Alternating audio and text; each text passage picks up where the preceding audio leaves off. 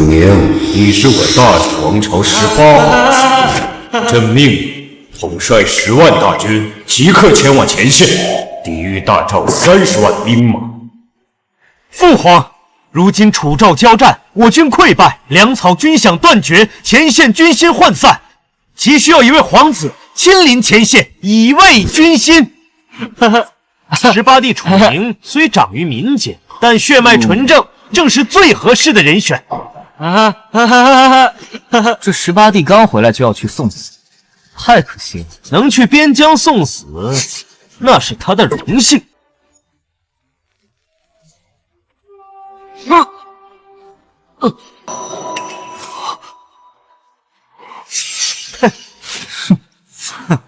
我这是穿越了，成了大楚朝即将被贬到边境的18皇子，一个倒霉的替死鬼。楚宁，楚王朝皇帝的私生子，人类在位18年，联合乞丐抢食，被打成了个傻子。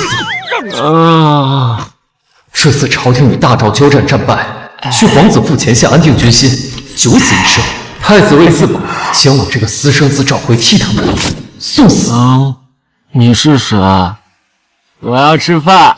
一个傻子私生子，简直就是为国量身定做的替死鬼。带走。是。吃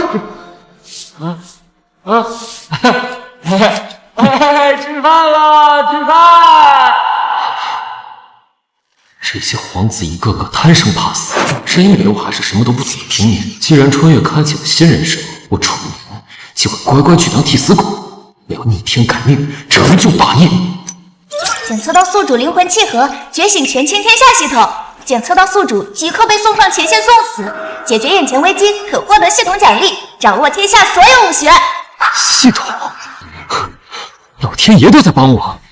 这次破局的关键就在我这便宜老爹的身上。18弟啊，从乞丐摇身变成一位皇子，父皇给你建功立业的机会，还不赶紧跪谢叩恩？如今群狼环死，以退位进封为上策。感谢各位兄长抬爱，能为父皇分忧，为大楚死战，是我的荣幸。此去，纵然马革裹尸，我亦无怨无悔，只求父皇原谅儿臣18年未能承欢膝下之罪。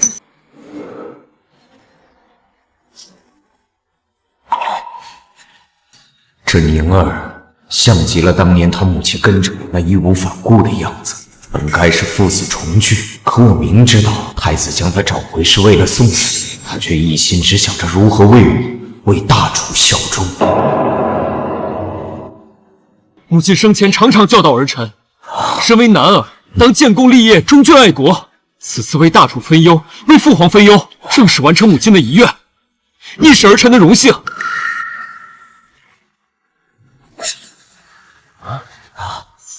快起来！好孩子，你娘把你教得很好，是朕没做到一个父亲的责任，朕对不起你啊！你出发之前，朕可许你一个愿望，你要什么，朕都可以答应你。父皇，儿臣只求能多陪伴父皇几日，尽孝膝下，不留遗憾。他不是傻子吗？难道他之前都是装的？没想到，就连我也被他骗了。父皇不可！如今前线危机，再拖延下去，恐怕要延误战机呀。就是，前线可是有很多将士还在等着呢。住口！你们是都当朕死了吗？儿臣不敢，父皇息怒。楚宁就是想出发前多陪陪朕，他有什么错？你们一个两个着急让他去送死，意何为啊？楚宁以皇子身份去往前线，唯恐不能服众。来人，宣旨，封18皇子楚宁为蓬莱郡王，赐平东将军，让府邸一座，特许在京城休整1个月后，再赴前线。父皇，若有异议者，则替他去往前线。好孩子，以后朕为你撑腰，没人能再欺辱你半分。谢父皇。当前危机破除，奖励宿主掌握天下所有武学。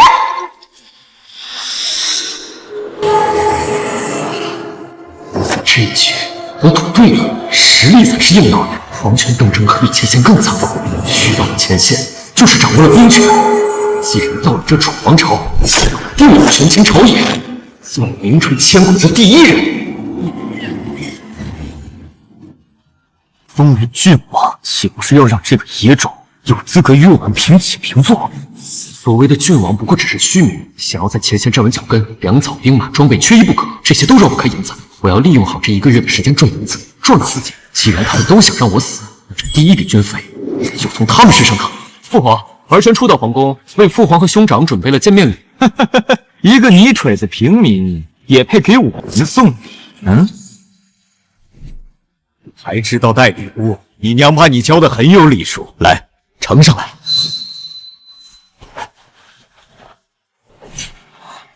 这是，快给朕看看！这是当年朕赠予他母亲的信物，没想到他一直珍藏，还传给了宁儿。他怕是恨极了朕吧？你这礼物，朕很喜欢，朕也赏你一物。来人，此朕的佩剑。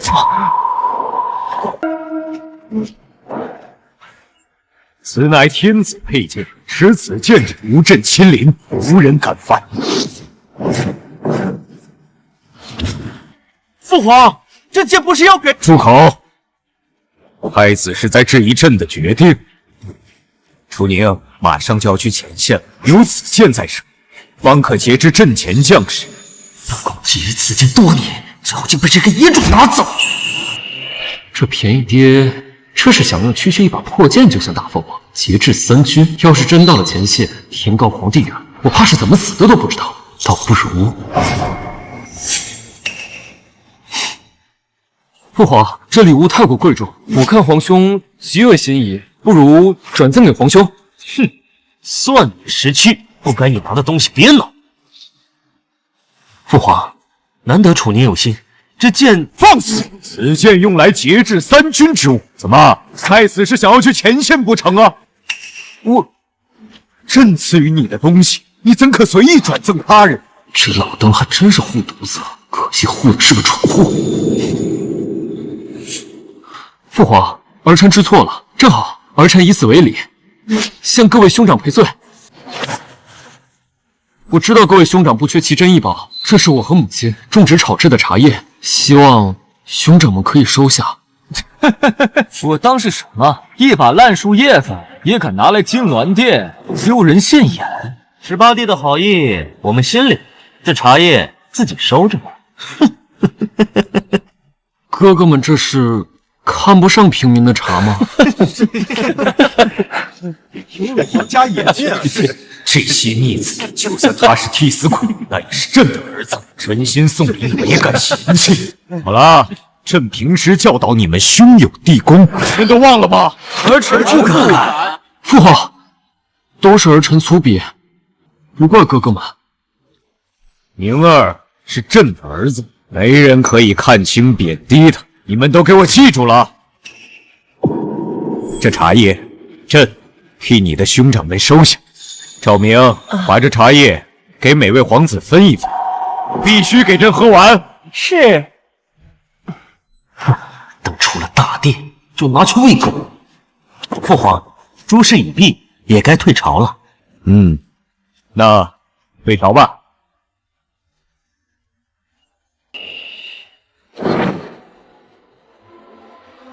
等等，诸位兄长收了我的礼物，那是不是也得给我回礼啊？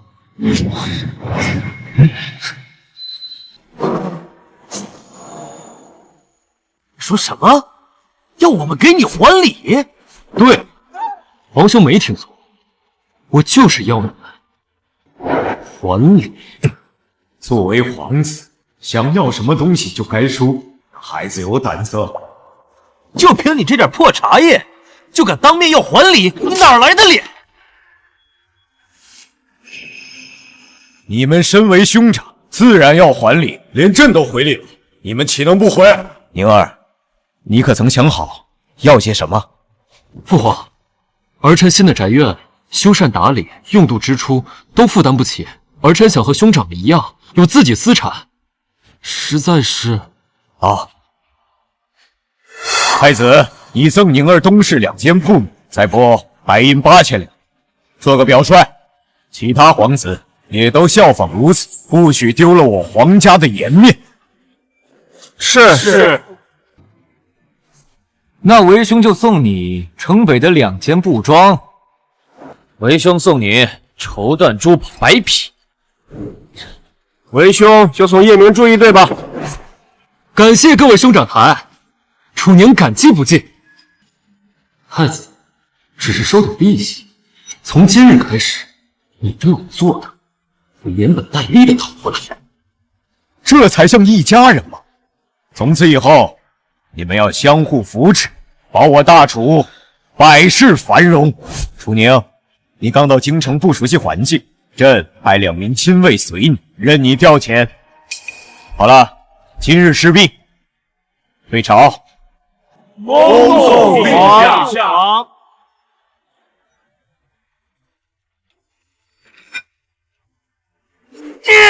王八蛋，狗东西，狗东西，狗东西！楚宁这个野种，居然敢装傻骗本宫，就用这些破茶叶骗走本宫那么多东西！来人，把这些茶叶给本宫喂猪，喂野猪！皇兄何必动怒呢？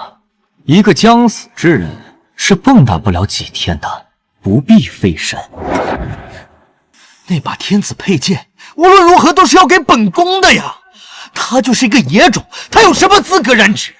那楚宁不过无权无势的虚名郡王，就是借他10个胆子，他也不敢跟皇兄抢东西。只要皇兄亲自去要，他还敢不给？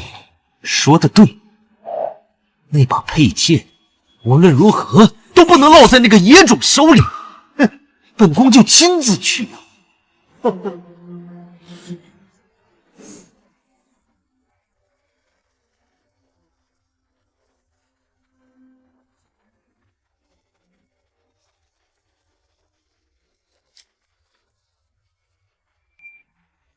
关羽、赵宇见过郡王殿下。没想到那老当还挺傻呢，这2人站姿如松，眼神锐利，明显是内家高手，莫不是放在我这里眼线？检测到可绑定武将，触发隐藏功能，中心锁死，可将关羽、赵宇中心值永久锁定100%，消除所有潜在异心，包括皇帝指令、宿主是否激活。你还有这功能啊？是。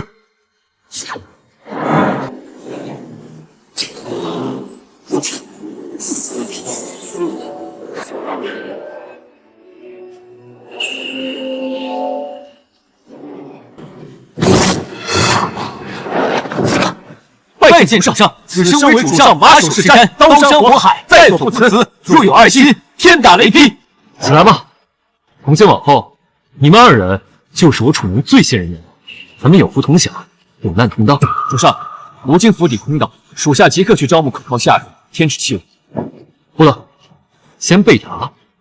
估计一会儿太子殿下就要登门拜访。太子殿下初到京城，太子怎么会来这儿？自然是为了我手上这把象征天子的佩剑。此剑乃御赐之物，太子怎敢明抢？况且这剑的节制3军之权，只对前线将士有效，他拿去也无用啊。他要的从来不是兵权，而是脸面和自负。他认定楚军之位稳坐，这柄象征皇权的佩剑就该是他的，哪怕不用，也绝不可能落在我手上。而且他越是想要，越是能从他身上榨出更多的好处。这柄剑可是能换万两白银、千军万马的宝贝。你们且看着吧，估计他这会儿已经到门口了。太子驾到！太子真的来了！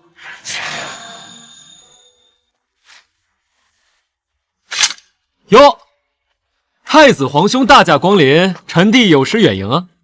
18弟，你真是麻雀变凤凰呀！啊，刚封郡王就住这般气派的府邸，排场真不小啊！先是封王拜将，下一步干脆爬到本宫头上来吧！皇兄言重了，这次能认祖归宗，多亏了皇兄啊！哼，你还知道啊？哼啊！那你是不是应该给本宫上谢礼了？皇兄想要什么？我想要的你很清楚，这把剑，父皇很早说过是要传给本宫的。眼都不眼就想明起，这把剑是父皇所赐，若是臣弟给了皇兄，父皇怪罪下来。哼，怪罪？你一个将死之人有什么好怪罪的？再说，本宫拿东西跟你换，父皇知道了也不会说什么。既然皇兄执意如此，臣弟也不敢违抗。只是前线凶险，粮草军器匮乏，将士们士气低落，臣弟确实需要一笔银子犒劳三军，稳定军心。银子而已，说吧，要多少？30万两，外加3家粮装。楚宁，你疯了！你张口敢要30万两？皇兄息怒，这把剑乃是父皇亲赐，若是太过廉价，岂不是有损皇室威严啊？对了，臣弟还是问问其他皇兄吧。等等，若是让其他皇子得了这剑，威武必然压过本宫，这种事绝不能发生。哼，最多15万，再加2家粮。皇兄，不是臣弟不卖啊，若是让父皇知道皇兄来找我买这把剑，怕是……行了行了，30万两，3家粮都给你，但是你要给本宫发誓，这件事儿必须烂在肚子里，否则本宫必将你活剐了。皇兄爽快，放心，臣弟打死也不说。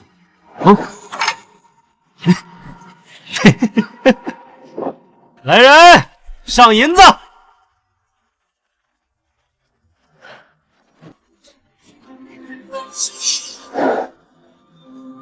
！18弟，钱2000。皇兄走好，千万记得慎用此剑啊，危险！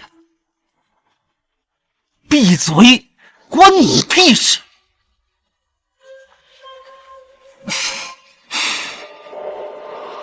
这么多钱，我要发财了呀！比我想象的好赚多了。殿下，这可是天子御赐之物，你就这么给太子，这皇帝知道一定会责罚你的。快，现在去追，还能追回来啊！急什么？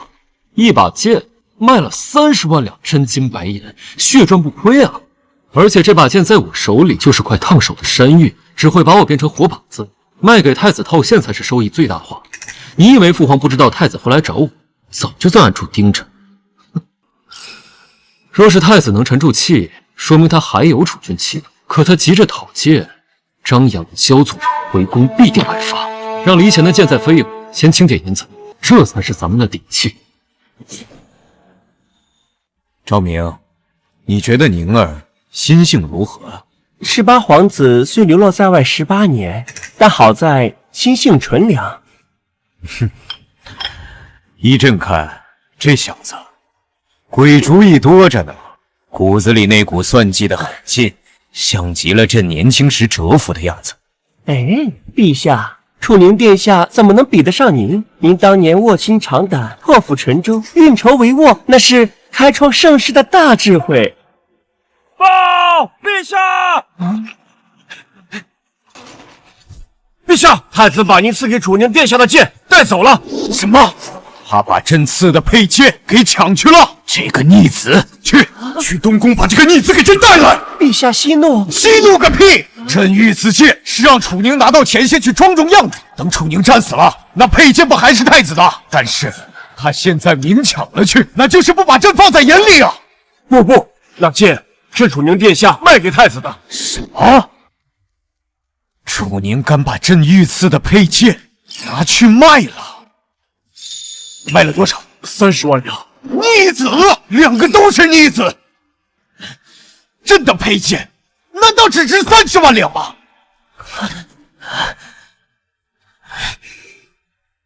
不对，楚宁从小就流落民间，他不明白剑的价值情有可原。可是太子知道啊，分明就是欺负他楚宁不懂，把那个剑给骗了去。即刻传旨，太子为祝贺皇后寿辰，抄写经文，抄不完不许踏出东宫半步。是。等等，等楚宁得到太子的银子，再去宣旨。另外，把朕用过的那把亮银枪给楚宁送去啊！陛下不可！拥有此枪等于拥有先斩后奏之权，赐给楚宁殿下，怕是难以节制啊！你觉得楚宁敢把朕的御赐佩剑才卖30万两，他还能惹什么麻烦？赶紧去送！是。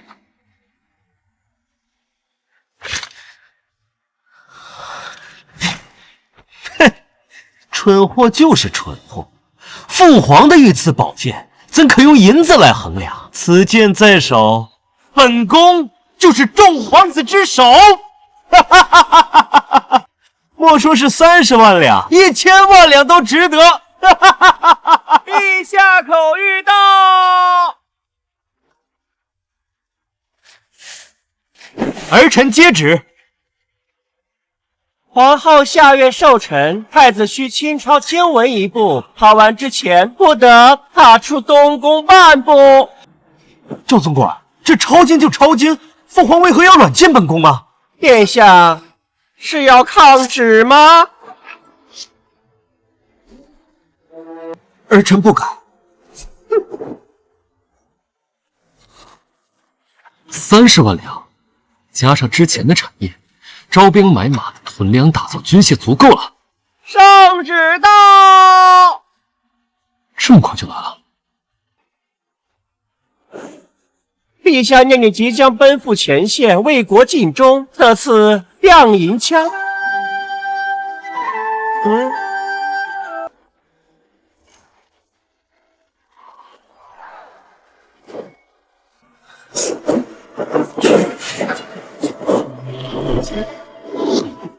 谢父皇恩典。来，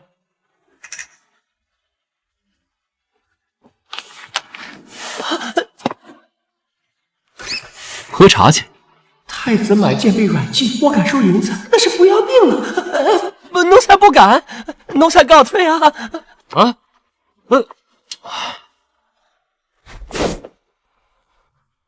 周宇、关羽，你们说这枪能卖多少钱？什么？你还要卖？小点声，这传出去光彩吗？这万万使不得！此枪乃是陛下早年间使用过的，珍贵无比，绝不能卖。殿下，卖了皇帝佩剑，皇帝没有责罚，那是对郡王您的恩宠啊！要是咱卖了这枪，皇帝必然会动怒啊！动怒？他总不能真要砍了我这个即将赴死的皇子吧？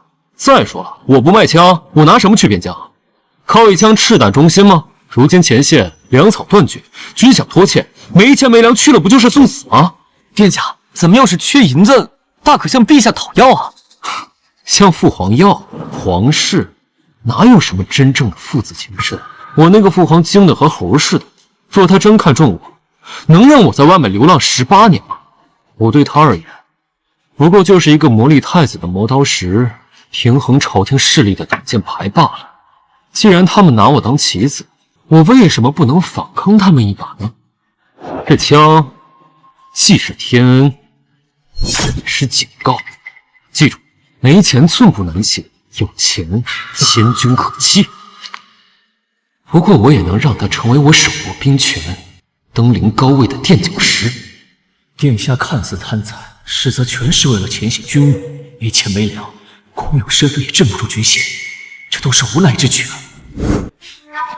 属下明白了，殿下深谋远虑，心系国家，属下愿为殿下奔走。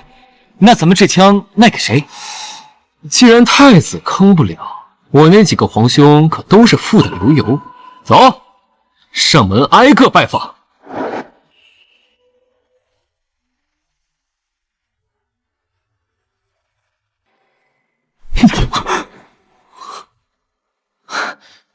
二哥，瞧瞧这亮银枪，父皇亲赐，先斩后奏，比卖给太子佩剑可厉害多了。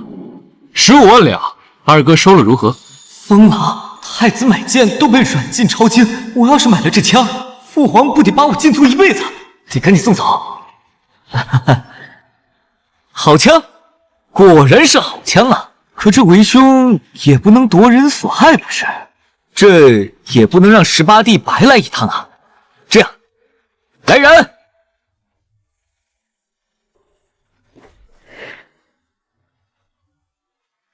为兄这有1万两，要不你再去三皇子府上看看？得了，走，下一家。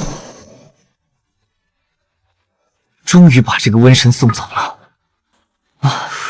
三皇兄，我这有把枪，你要不要啊？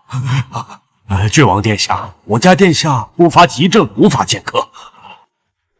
这是6000两，您点点。可是这三皇子说了，最多6000两，让殿下去找4皇子。行，替本王向皇兄问好，让他好生养病。哎，下一家。拿着这5000两银子，滚蛋！八皇兄，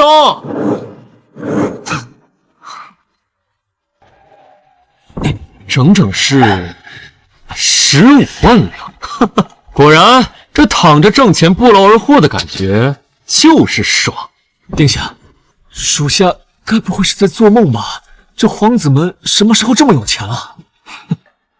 可怜的孩子，这是没见过世面，以后早点习惯。就是可惜了，这4皇子楚胜死活不开门。算了，下次再找机会坑他。走。楚宁殿下又把您的枪给卖了。什么？逆子！逆子！这个逆子，他到底是真不懂还是装不懂啊？朕的亮银枪可是当年平定天下的信物，是先斩后奏的兵权象征。他就这么拿去当街叫卖了？启禀陛下，郡王殿下并没有真正卖出亮银枪，他只是扛着枪挨家去拜访。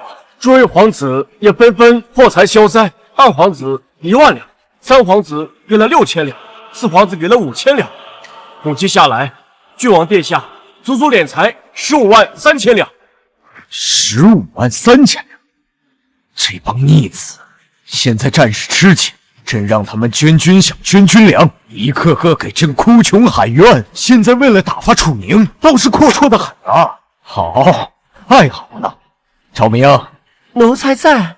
即刻传旨，喂，庆祝皇后寿辰，蓬莱郡王楚宁外，12皇子一律抄写经文100卷，2皇子、3皇子、5皇子等人，每人捐银5万两，工作军饷，如有违抗，削去爵位，贬为庶民。老奴遵旨。陛下这哪里是罚郡王，分明是借着郡王的由头敲打诸位皇子，收缴军饷啊！楚宁啊，楚宁，你这臭小子，倒还真是歪打正着，帮朕揪出了一帮藏私的皇子。你到底是真贪财，还是有意为之？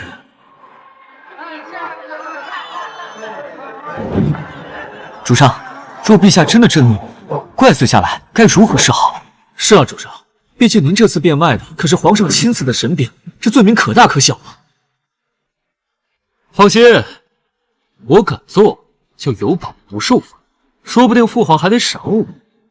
赏？这是为何？你们想，这把枪我真卖出去了吗？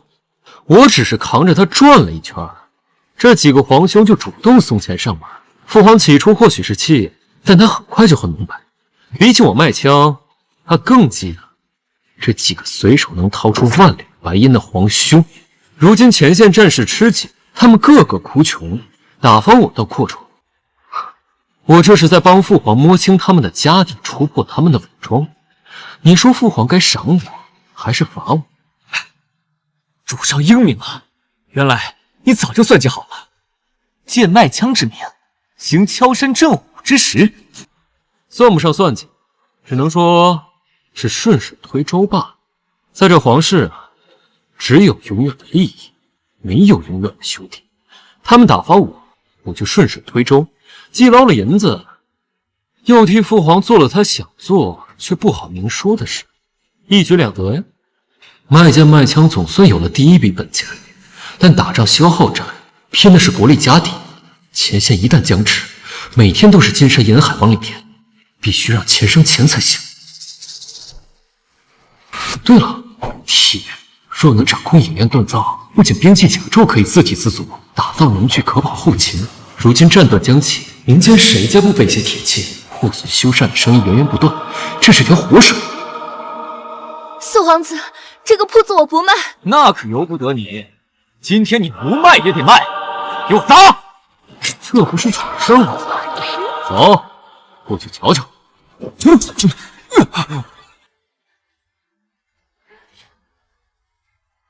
爹，老东西，别不识抬举。现在是堂堂四皇子要买你的铺子，这是你的福气。四殿下，这铺子是我父亲的毕生心血，也是我们一家的生计所在。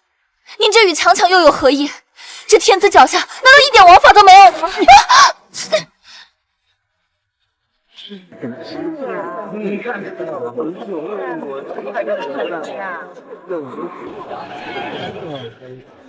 本王在这儿便是王法，少废话，地契拿来，要不然今儿小娘子你与本王回府，好生给脸要脸，不进饭！放开他！放开他！放开我！放开我！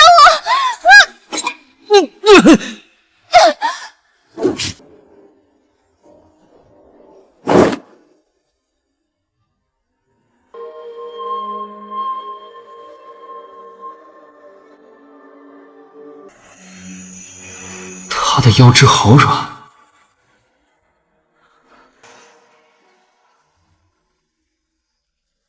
多谢公子。楚宁，你怎么会在这儿？四皇子好大的威风，光天化日，强抢民产，欺凌妇女，真不怕传出去，丢尽皇家的理念？楚宁，你坑了兄弟们的钱，还让太子皇兄禁足，你居然还敢大摇大摆的上街啊！卖剑买剑你情我愿，何来坑一说呀？再说了，太子被罚那是父皇明断，四皇兄是对父皇不满啊？本王不想跟你多废话，本王今日其实是来买铺子的，没空跟你闹，让开。巧了，这铺子我也看上了，皇兄想要，那得看皇兄的本事。别以为仗着父皇的恩宠就可以无法无天，本王今日便教教你什么是规矩，什么是体本。来人，给我打！打死了算本王的。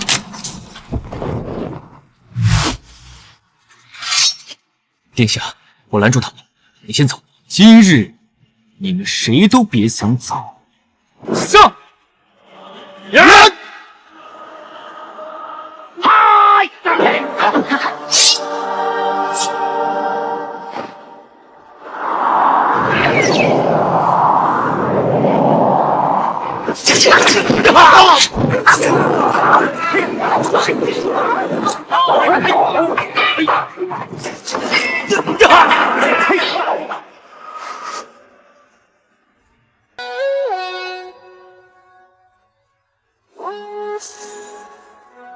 怎么回事？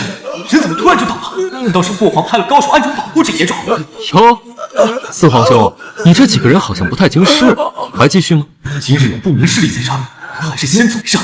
楚宁，你别太得意，本王今日心情好，就不跟你一般计较了。我们走。哟，四皇兄这么不小心，这铺子地滑，你可小心啊！走，慢走啊！小女子多谢公子出手相助。举手之劳，我这四皇兄平日横行惯了，今日也算小惩大戒。方才我说买下这铺子是真心的，我出钱再传你们新的炼铁之法，你们出铺子和人手，盈利你7我3，怎么样？殿下，皇子经商哪有只取3成的？您还倒贴本钱技术。我只要兵器和粮草，不克扣匠人。如果二位信我，咱们就合作。怎么样？婉婉信你，但是利钱我们3成足矣。为报大恩，婉婉愿入府侍奉殿下。若是人在我府中，也方便我随时查探冶炼的进度。正好，平时我府中就我们3个人，很冷清，有萧姑娘作伴正好。啊，对了，这是我研究的冶铁之法，还劳烦萧伯今夜辛苦为我打2把兵刃。放心，草民这就去办。殿下，今日得罪了4皇子，恐怕明日弹劾您的奏章必会送到御前。我只有1个月分秒必争，没时间陪他们演这些宫斗的把戏。我楚宁要正大光明的做生意，赚钱、入兵、屯粮，谁敢断我财路，就掀了谁的桌子。准备一番，明日陪我一同进宫。对了，还有件事，我们要都做准备，以防万一。殿下英明，属下这就去安排。皇兄，您要为臣弟做主啊！那个野种不仅抢了我铁匠铺，还将我打成这般模样。好你个楚宁，就是想让他去当个替死鬼，没想到倒让他仗着父皇的宠爱爬到我们的头上作威作福了。皇兄，此子断不可留，我要不要找人？蠢！要杀就明杀，当着父皇的面对他谋逆死罪。皇兄，你的意思是，我们当众揭发他私铸兵器，再参他一本私蓄兵甲，意图谋反之罪，而我便是发现他的阴谋，却惨遭他毒手的苦主。没错，明日你将铁匠铺妇女抓来佐证，到时候人证物证俱在，我就不相信父皇容下一个可能谋反的儿子。好，臣弟明白，我马上去办。皇兄，求你再打我一次，越重越好。一时皮肉之苦，只要能弄死楚宁，让他永无翻身之日，我甘愿受罚。望皇兄成全。四弟，这皇兄可真是下不去手。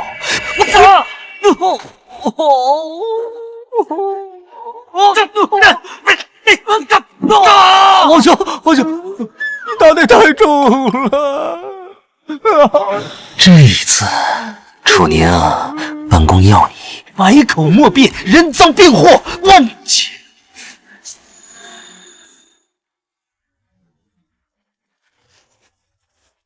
吾皇万岁万岁万万岁！众爱卿有事启奏，无事退朝。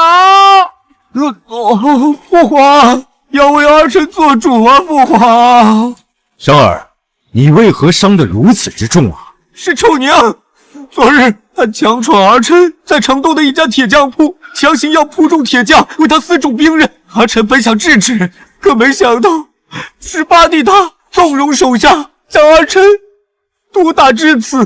父皇，四弟一律劝阻，绝无刁难之心。可18弟他硬是凭借父皇宠爱，便不把兄长和法度放在眼中，还请父皇为四弟做主。太子，老四，你2人所说非同小可，可有什么凭证啊？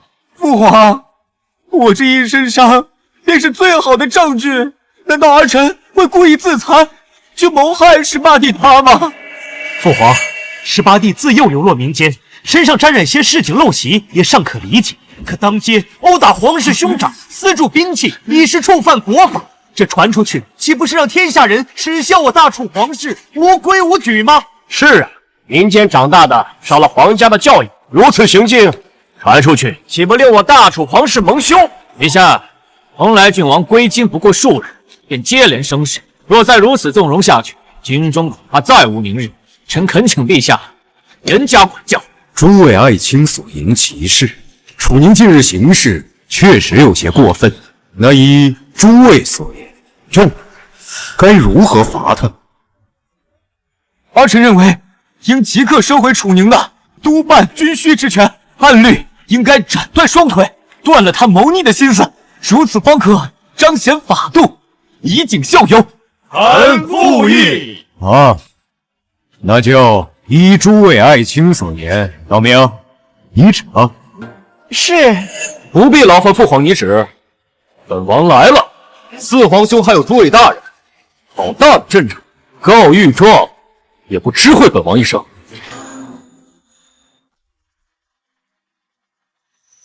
儿臣参见父皇。你来的正好，老四还有太子参你私铸兵器，图谋不轨，还当街殴打兄长，你有何辩解啊？父皇明鉴，昨日分明是四皇兄率众持械强闯儿臣铺，儿臣是被迫自卫罢。至于私铸兵器，更是无稽之谈。哼，死到临头了，你还在嘴硬？你强占民产，私设攻防，铁证如山。本王正是为阻你铸下大错才亲赴现场，而你却把我残害至此。四皇兄空口来话，何有证？就知道你不见棺材不落泪。来人，传人证，铁匠铺萧氏之女萧婉婉。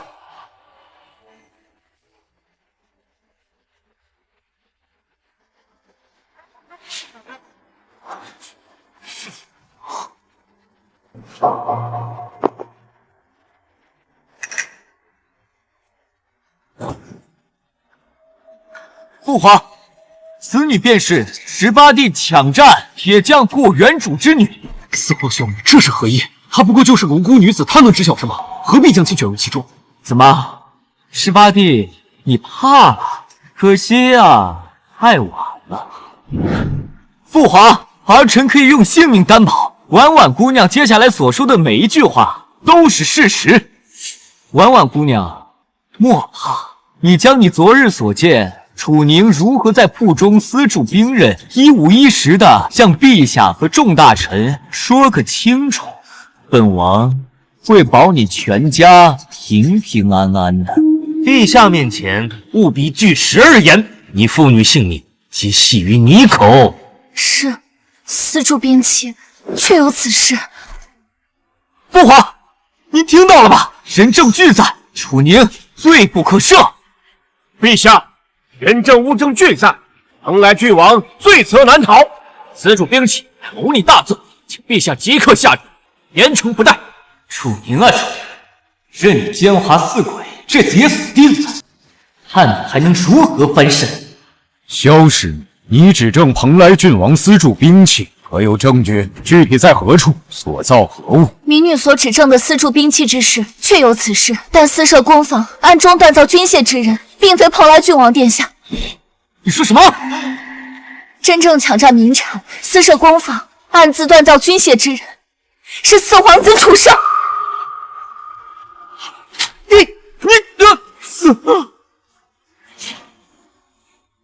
暗自锻造军械之人是四皇子楚胜。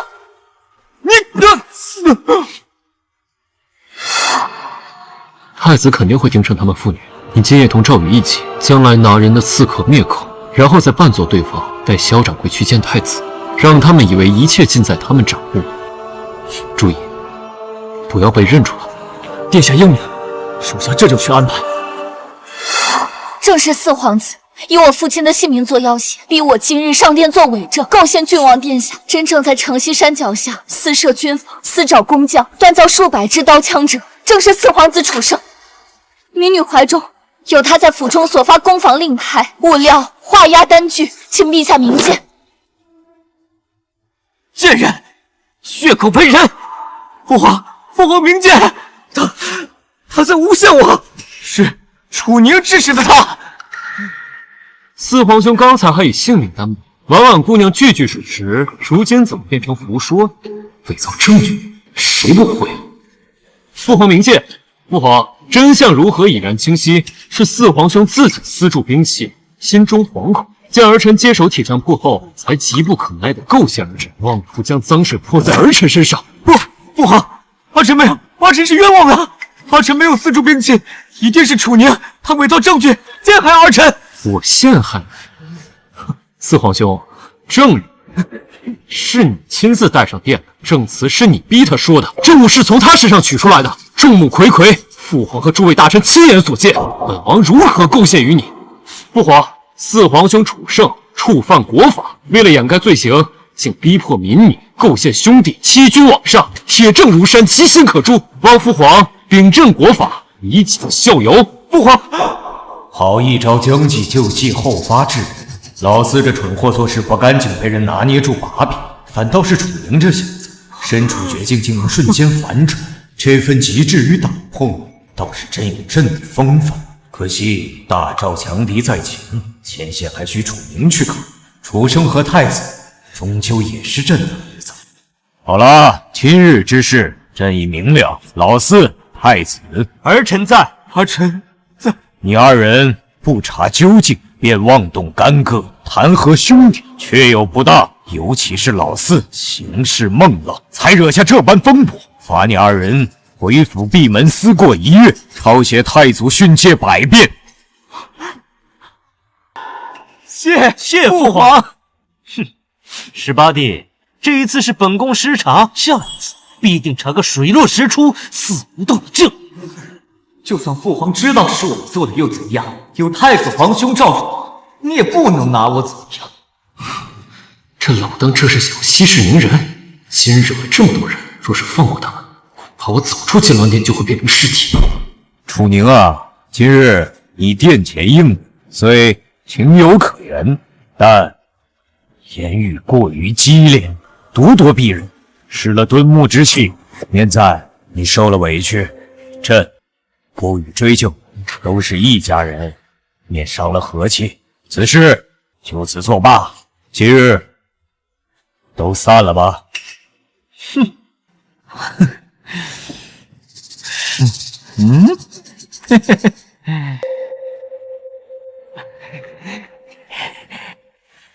慢着，楚宁，朕说了，此事作罢，你还要如何？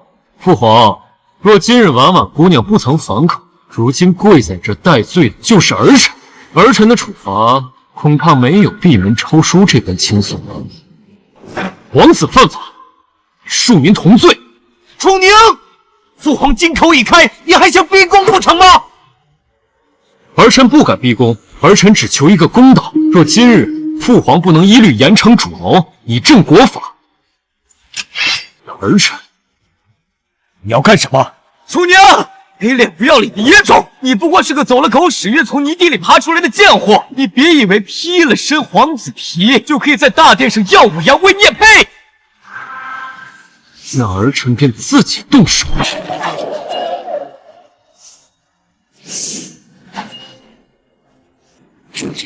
求公道！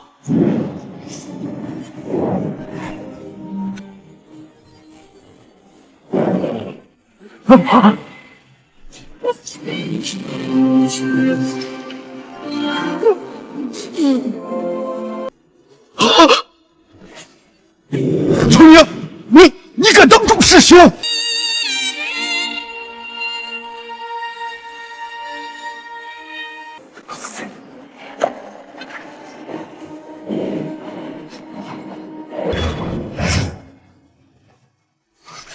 方才那一刀，竟让朕生出天崩地裂的错觉。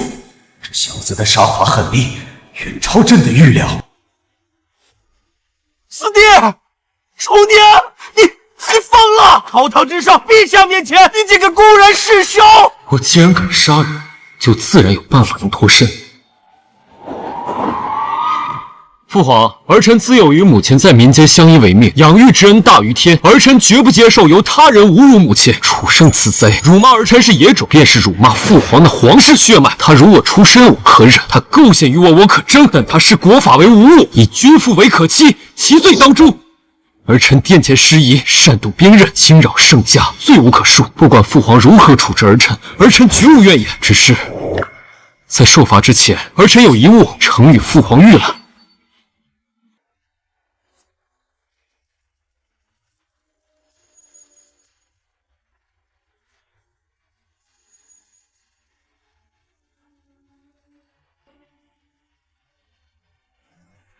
取你的刀来。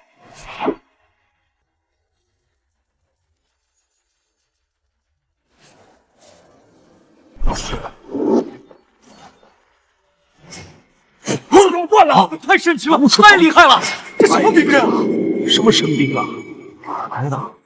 全是神兵，此刀坚韧锋利，胜我大楚将士手中兵刃10倍。有此力气，何惧大赵铁骑？父皇明鉴，此乃儿臣昨日棘手铁匠铺，命其工匠以儿臣机缘所得心法锻打而成，其坚韧与锋利程度胜过大楚军中制式兵刃10倍。好，不愧是我大楚的皇子。父皇，儿臣昨日盘下铁匠铺，就是为了验证此法。此乃儿臣献与父皇、献与大楚的一份心意。只是此法出成，儿臣想待工艺成熟之后再献于御前，却不曾想四皇兄不闻不问，便带人强闯，横加阻挠、诬陷、构害于儿臣，以至于儿臣未能及时禀应，反酿成今日之祸。老四跋扈愚蠢，今日即便不死，日后也难堪大用。死了也罢。倒是楚宁杀伐果决，能屈能伸，更现出此等宝刀。楚宁比楚胜的废物强出何止100倍。即便如此，你今日行事也太过鲁莽了。青鸾殿上兄弟相残，你成何体统啊？你这一刀痛快是痛快了，你让朕如何给你收场啊？儿臣知错，儿臣一时激愤，犯下如此大错，愿领任何责罚，以儆效尤。罢了，事已至此，楚宁，儿臣在。你殿前失仪，死罪可免，活罪难逃。朕命你集合全部工匠，全力督造，以此心法锻造之兵器。若做不到，或质量不及今日所现，两罪并罚。楚宁当殿杀了老四，父皇不仅不责罚他，反而放权让他铸造兵器。父皇，楚宁杀了四弟，真的就这样放了他？你在质疑朕的决定？儿臣不敢。儿臣领旨，多谢父皇。至于楚胜，构陷兄弟在前，出口悖逆之言在后，阻挠军国重器研制，实属咎由自取。说内务府按郡王理制，从前安葬，其生前不法之事，交由有司核查，不得宽纵。今日之事到此为止，所有人不得再议。退朝。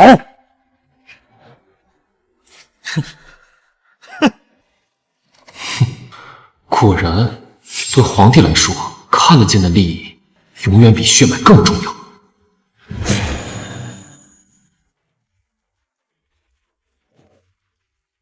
你今日献刀可是立了大功，想要些什么奖赏？看来让掌柜连夜赶工锻出金刚刀，果然是对的。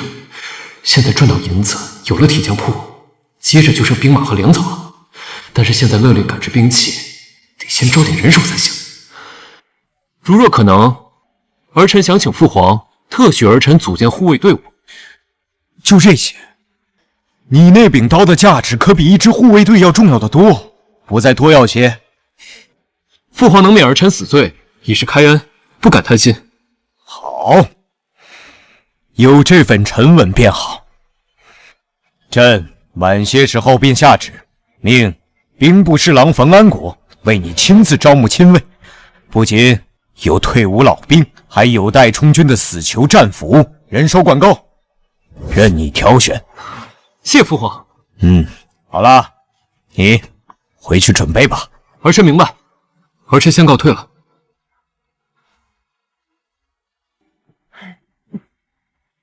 蓬莱郡王其实挺聪明的，光是石巧夺下四皇子铁匠铺这一招，就足够令人惊奇。郡王殿下这方面倒是和陛下您很像呢。马屁精。楚宁胆小归胆小，可是他的这股聪明劲儿还真是像极了朕。可惜啊，朕没能亲手培养他18年，不然他能比现在更优秀。行了，这件事就此了结。老四自己惹的祸，被楚宁杀了也是他自己活该。公之应为，把老四底下的脏东西清理干净。不管如何，不可影响到楚宁上前线的事。老奴遵旨。你说这些年，要是宁儿没有流落在外，留在朕的身边，朕把储君之位给他，朕是不是就能早些卸下担子？颐养天年了。陛下这是动了坏楚的心思。楚宁这么好的孩子，真让他这么去送死，是不是有点可惜了？陛下想要楚宁殿下留种？太子今日在金銮殿的表现，朕很不满意，优柔寡断，只知构陷兄弟，难堪大用。若太子真是养废了，这皇位留给孙辈也不是不行。老明啊，你即刻去查京中所有王公贵族、大臣府邸，凡有适龄待嫁女子，都一一给朕报上来。是。朕要给楚宁寻一桩婚事。楚宁人可以去战场，但这种必须留下。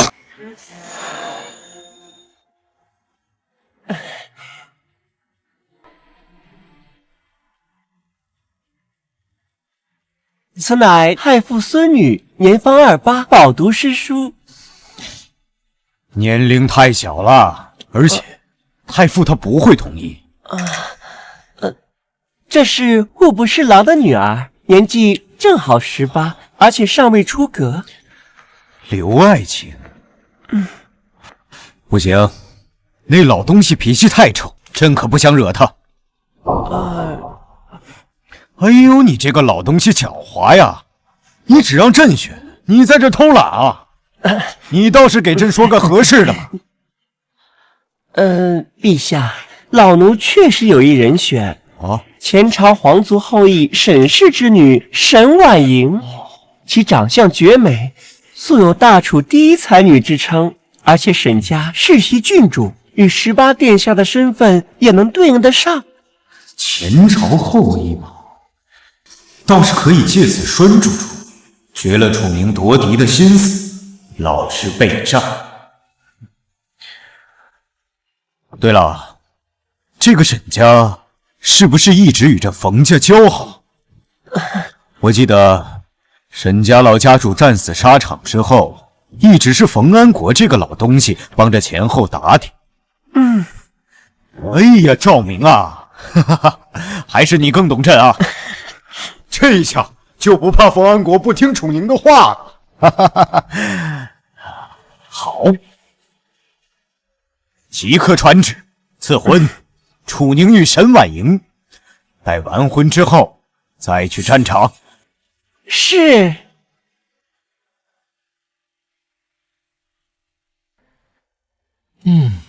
殿下，我们已经成功与全京城7成铁匠铺达成合作，估计只需不出5日，便可打造出装备800副。这锻造的效率比我预期还是低了，不过暂时还没有更好的锻造技术，这事还真是急不得。不过，等店铺运转起来，资金回流，银子也就不缺了。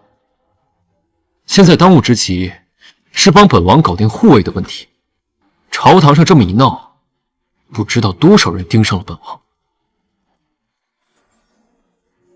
宿主触发新任务，成功收服8000名士兵作为护卫，可获得奖励天宫开悟全解。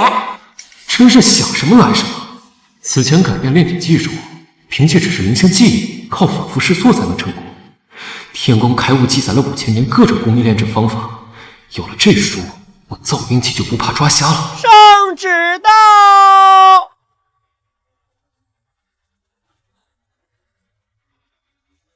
18皇子楚宁愿为国效力，朕深感欣慰，特许其组建亲兵护卫队伍，并特赐婚沈婉莹郡主。待完婚后，前往前线。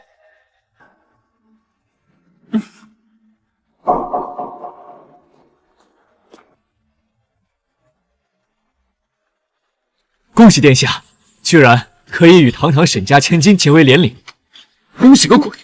还有不到1个月，本王就要去前线，这时候不让我招兵买马，让我结婚，这婚约8成有问题。而且沈家堂堂世袭郡主，怎么可能看上我一个私生皇子？就算看上我，我也不敢娶。兵马粮草才是稳定关键，女人只会影响我拔刀的速度。不过当务之急还是跟本王搞定亲卫队伍。备车，本王要去兵部驻地。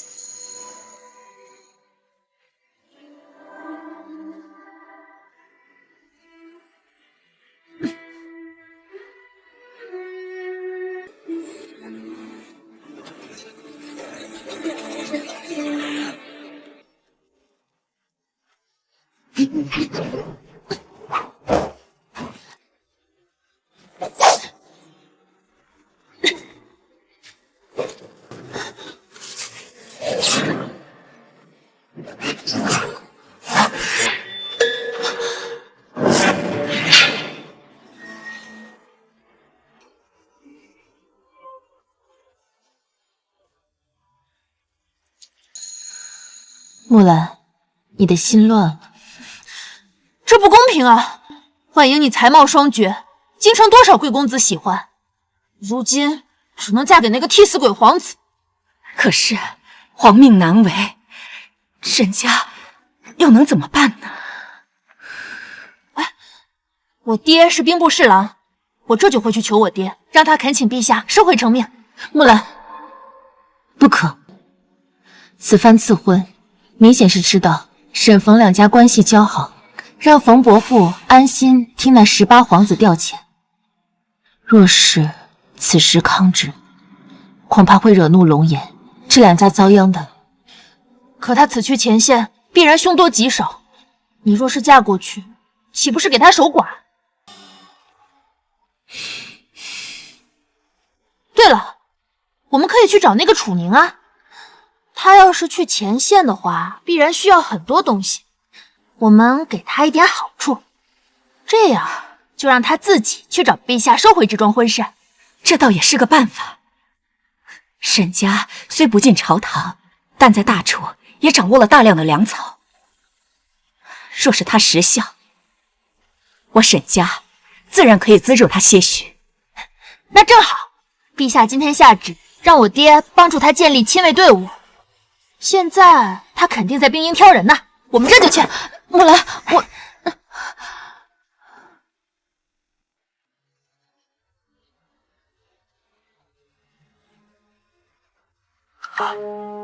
下官见过蓬莱郡王，不知蓬莱郡王驾到，有何贵干？现在前线告急，我听父皇说有不少俘虏和死囚用于充军，都是冯侍郎在看管。我想从中挑选部位。殿下，这些可都是些亡命之徒，桀骜不驯，凶性难改。殿下要是组建自己的亲卫，不妨下官在军中为您择优挑选。冯侍郎，陛下命你协助组建亲卫，选什么样的人是本王自己说的算。把囚犯花名册给本王拿来。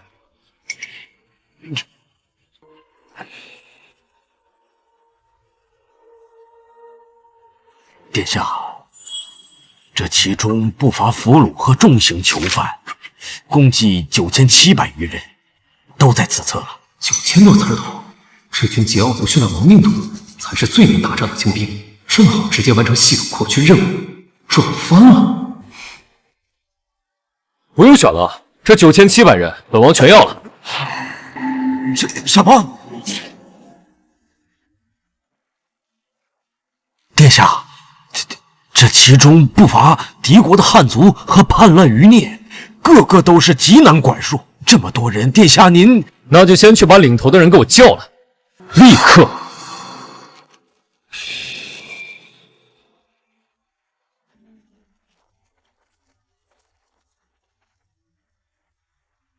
兵部的人都是心高气傲，只服拳头大的，他不会真以为兵部的兵能听他调用吧？但是我看他那番自信的样子，说不定真有什么办法。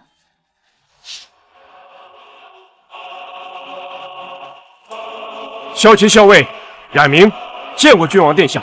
好，都听清楚，本王乃18皇子楚宁，奉旨赶赴边关抵御大赵。从现在起，你们所有人被本王征调。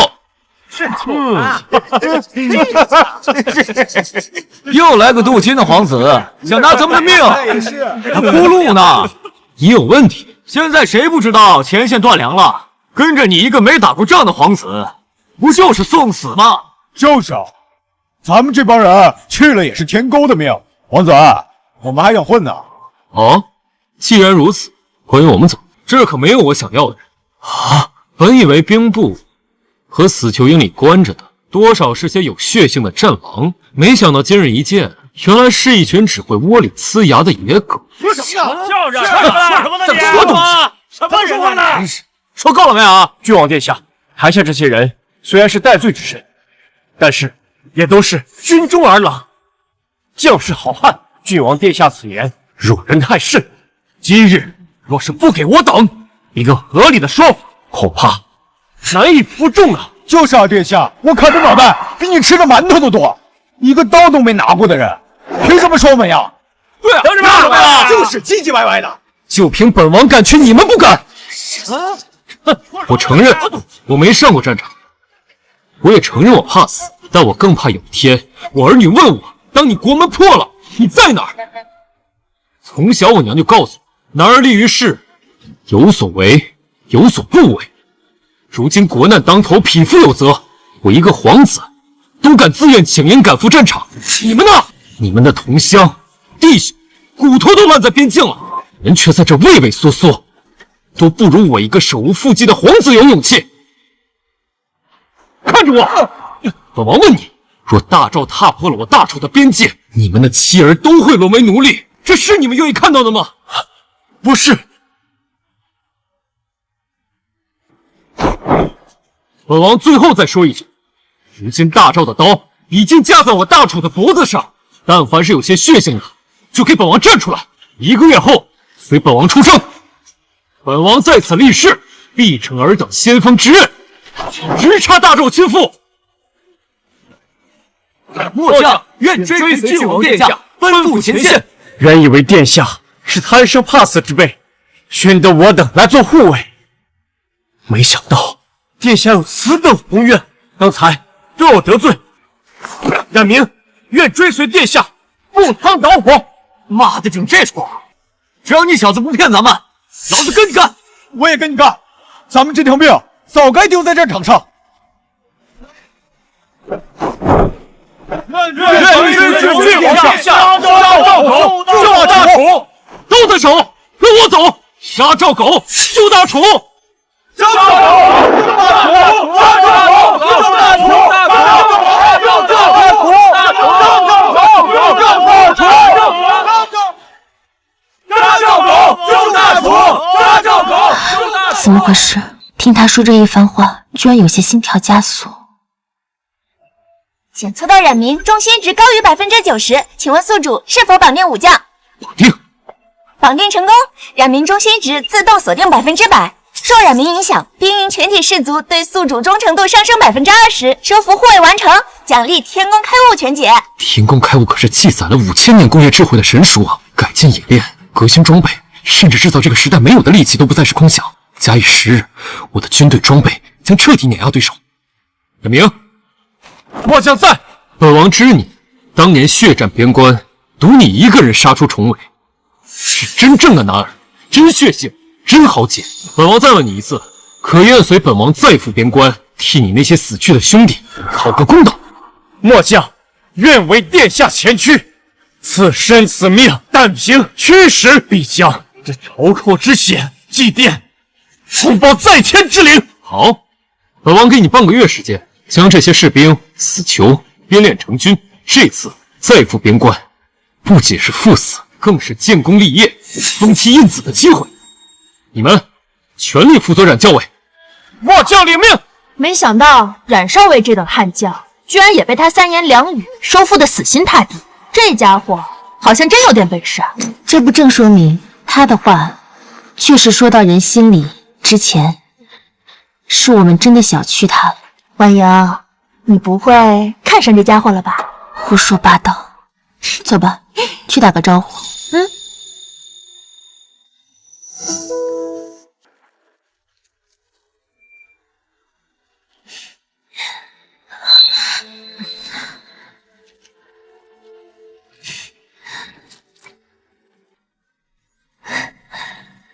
楚宁殿下，二位是啊，殿下，这位是兵部侍郎之女冯木兰，而这位是沈家大小姐沈婉莹，您的未婚妻。见过沈郡主，按照礼数，今日该是我上沈府拜访才对，不曾想在这儿遇上，真是失礼。殿下言重了，反倒是殿下在忙于国事，小女子来此打扰了。刚刚听闻殿下在训话，当真是鼓舞人心，令人敬佩。刚才看你在台上讲话，没想到你弱不禁风的样子，说话倒是有一套。冯姑娘才是，巾帼不让须眉。好了，不跟你绕弯子了，我们今天其实是来……郡王殿下，郡王殿下，方才好大的威风！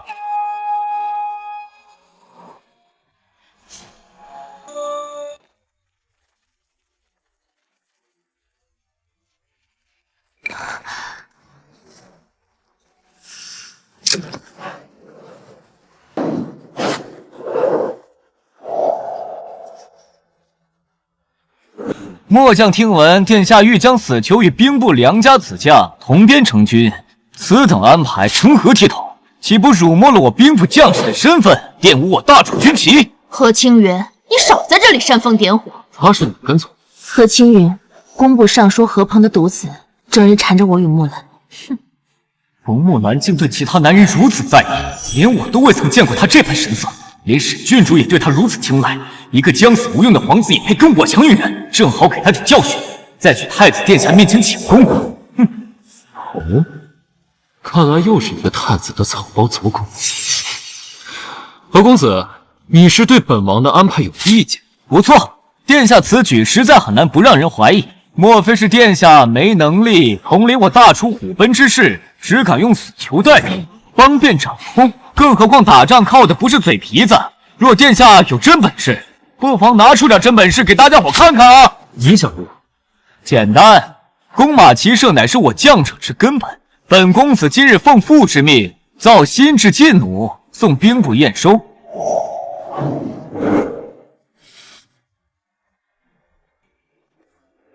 殿下若真有雄心壮志，不妨和本公子对赌一局，就赌射术。若殿下胜我，这300弩500弓，本将做主，全数赠与殿下。若殿下不慎落败，只需当众承认自己无能，不配执掌兵权。这女被做了手脚，看来他想要借机让我出丑，动摇我的军心，还想我的命，真是个没脑子的蠢货。不过这批劲弩的工艺倒是不错，正好陪他玩玩，顺道把工匠人早全坑回来。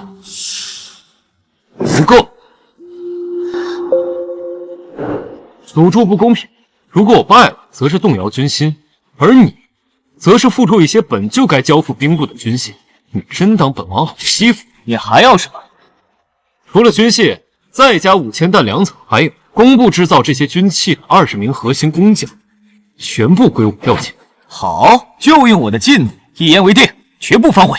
蠢货，等你拉弦炸膛，死都不知道怎么死的。哼，爽快！那就请沈娟主和冯姑娘做个见证。楚宁，你可不许丢脸，我看好你。冉明，射吧！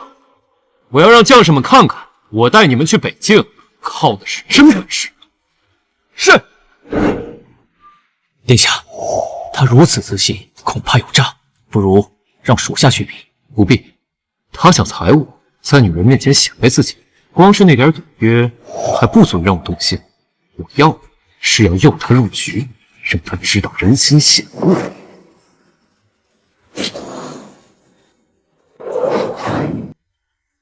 喂，何清源，你是男人不是？让楚宁拿一把制式弓，跟你一把弩比试。我们只是说要比射御，又没规定非要用弓还是弩。郡王殿下若是想用，可以自己弄一把弩来。不过殿下放心，我不会让你输得太难看的。没关系，这样才能让他输得心服口服嘛。殿下，这是弓是给老将用的，殿下若是拉不开，弓步倒是有给孩童制造的水壶。老大，这郡王殿下能赢吗？那何青云的剑术在咱们营里边可是排得上前5的。不知道，但是看郡王殿下如此自信，应该有所倚仗。且看吧。兄弟们，压住啊！压何青云的前放我这边，压郡王的前放他那边。我要救！我要救！我要救！我要何青云！我要何青云！我要救！哎呀，怎么比？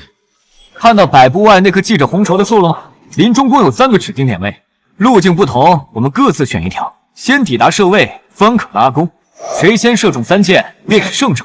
规则简单，我喜欢。殿下可别忘了，我要是赢了，木兰妹妹可是要陪我夜游京城的。谁要陪你？楚宁，你必须给我赢！虽然你们俩都很讨厌，但我更讨厌他。如果你赢了，我就答应你撮合你和婉莹姐。木兰，这妮子虽然脾气不好，但是真是性情。撮合就不必了，但我若侥幸赢了，沈君主管我底下人吃喝怎么样？好，我答应你。既然都准备好了，准备开始。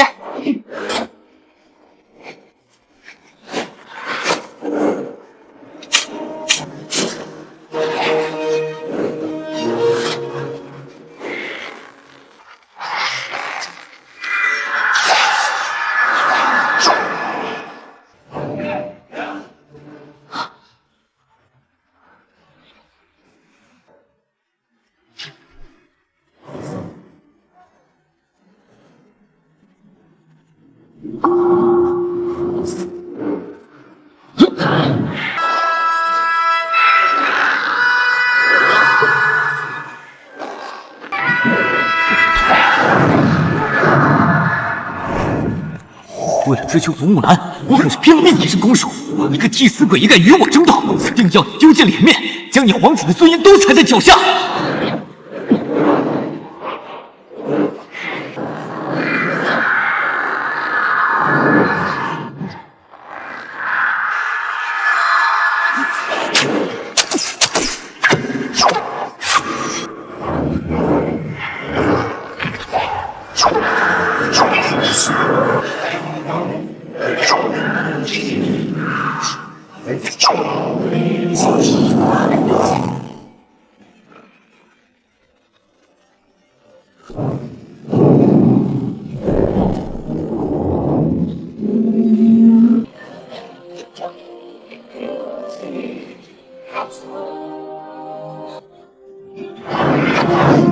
现在还要跟我比吗？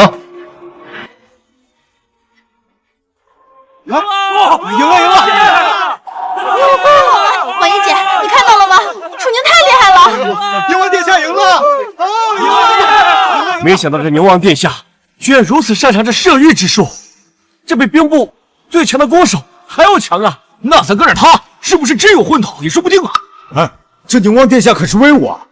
刚才的搅拌只是激起这些士兵的血性，现在这些人看到这番实力，更加真心愿意臣服于他。现在你还要跟我比吗？不可能，这不可能！你的长弓怎么可能赢得过我的金弩？定是你做了手脚。何青云，你连楚宁都比不过，还想约我？做梦！去死！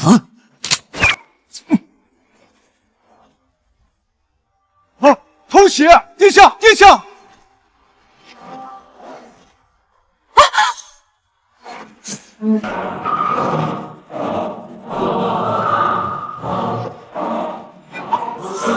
他居然徒手接剑！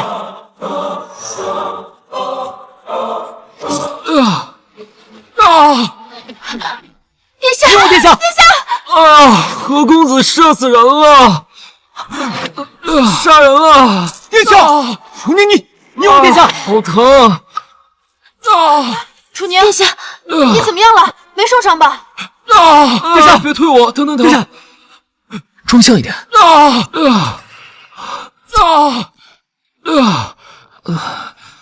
不是，你别碰瓷儿啊！你扯哪儿了？我疼，但我说不上具体哪块疼，就是浑身上下都疼。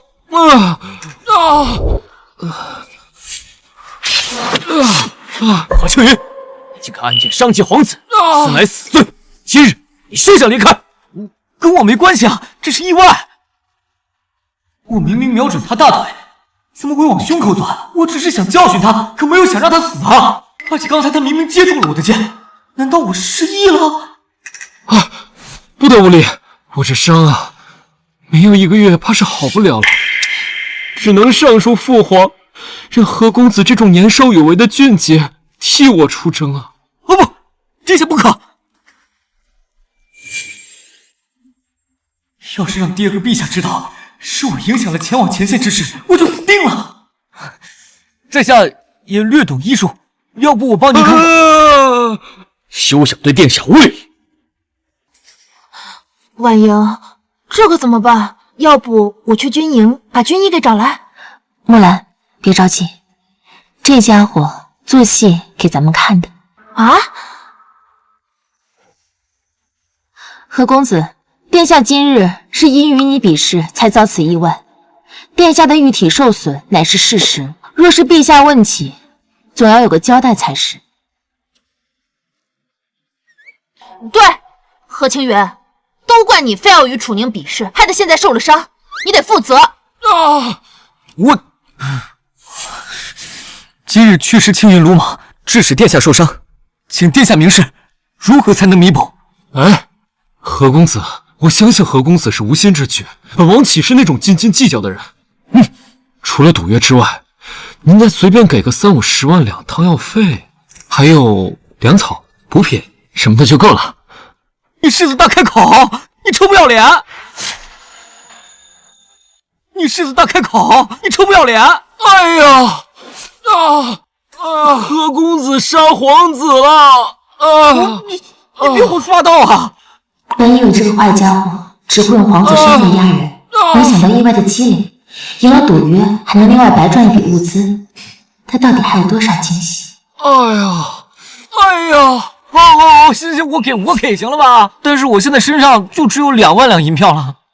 这又何妨？银子、粮草本就不是一时之间能凑齐的，不如让我沈家做个见证。何公子回去告诉何尚书，待物资集齐以后送到郡王府去吧。他在帮我找机会坑何清源他爹，皇帝给我找的这老婆还挺上当。可这事要让我父亲知道了，定会责怪一番的。哎呀，你看，殿下让你伤成这样，若是传出去，说工部尚书独子蓄意谋害皇子，这不相当于把把柄送到了何尚书的政敌手中去吗？倒不如拿些物资私了算了。好，沈郡主言之有理，我这就回去找父亲筹备物资，送到郡王府上。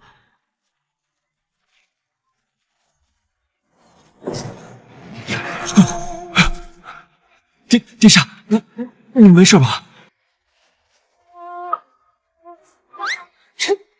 楚宁，你装的也太像了，把我们都骗过去了。兵不厌诈，今天多谢沈郡主帮我打配合，这个人请我记下来。婉莹今日前来，其实是另有要事，殿下不如进一步说话。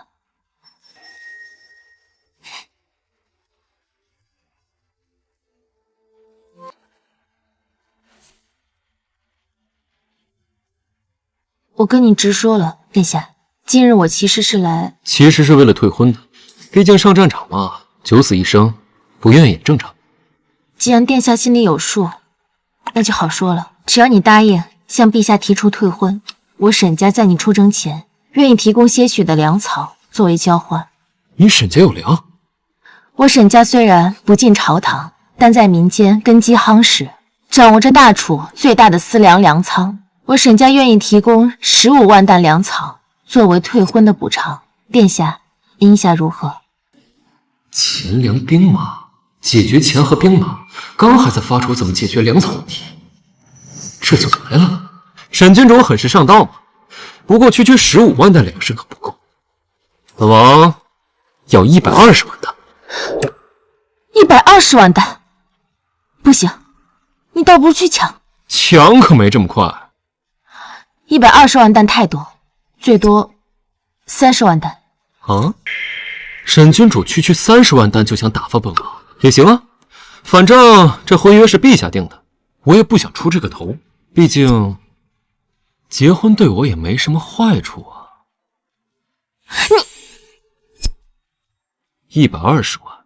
不行，30万担。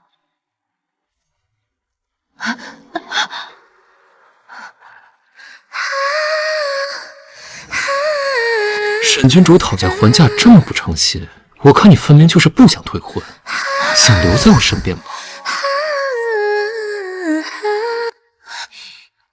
你无耻！沈君主，我知道你们觉得楚赵此战难有胜算，但我不这么想。我要粮，不仅仅是为了私心，我要那些兄弟们跟着我回家。他这副认真的样子，也太让人把持不住了。120万担实在太多了，纵使我沈家，一时之间也难以凑齐。就知道沈君主人美心善。我楚宁虽不是什么君子，但我说到的事，一定做到。我想知道，你真的要以一己之力对抗大赵的30万大军吗？谁说我一个人的？现在不还有你吗？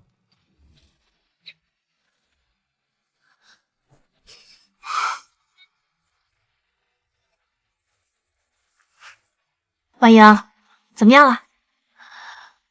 哎，你脸咋这么红啊？可能是这日头有些晒吧。晒吗？今天这一趟不仅解决了兵马，还筹集了粮草，哼，简直是太值了。沈君主，冯女侠，本王还有些事就告退了。来，麻烦你帮我照顾好他，本王现在可不能没有他。啊？你不会真的看上他了吧？才没有呢，我只是觉得他似乎并没有打算去送死。陛下，老奴刚得了消息，今日楚宁殿下与工部尚书之子何青云比试弓术时，被何青云的弓箭所伤。什么？好大的胆子！敢对朕的儿子放箭！楚宁是怎么应对的？楚宁殿下似乎没有大碍，反倒是靠着碰瓷耍无赖，从何青云那儿坑了不少营养补品。虽然方法有些卑鄙，但是懂得顺势而为，没吃亏就行。可是郡王与何青云商议，点名要何鹏亲自上门，将钱和补品送往郡王府。他这是想连何青云他爹一起坑啊！好，不愧是朕的好儿子。想要得到的东西，别管用什么方法和手段，都一定要得到。谁叫他何家自己没教好儿子，被宁儿坑了，他也只能认栽。对了，沈家那丫头是不是也去找宁儿了？听眼卫回报，两人似乎还私聊了一番，具体交谈内容不知。但是沈郡主回到兵营时，神态妩媚。这小子有点手段啊！朕刚给他赐婚，他就把人家姑娘拿下了。哎呀，这小子杀伐果断，聪慧过人，连这对付女人的方法都跟他爹一样厉害。父皇，儿臣求见。他来找朕做什么？让他进来吧。进！儿臣见过父皇。宁儿今日来找朕，何事啊？儿臣请父皇与沈家退婚。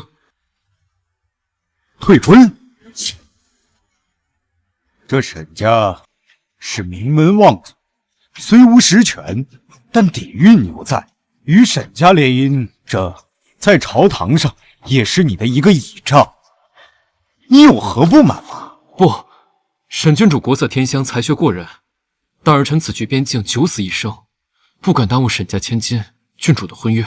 就因为这，你是朕的儿子，怎么连争一个女人的勇气都没有啊？父皇明鉴，儿臣不是不敢争，而是不能争。哦，皇祖父当年鼎定天下，允许沈家及前朝皇族安居京城，此乃彰显我皇族的仁德之举。如今逼迫沈家下女，恐有损我皇室的人名。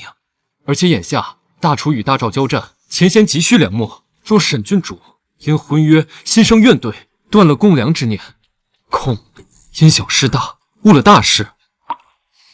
宁儿，你处处为朕，事事为大楚着想，可是你也应该多为自己想想。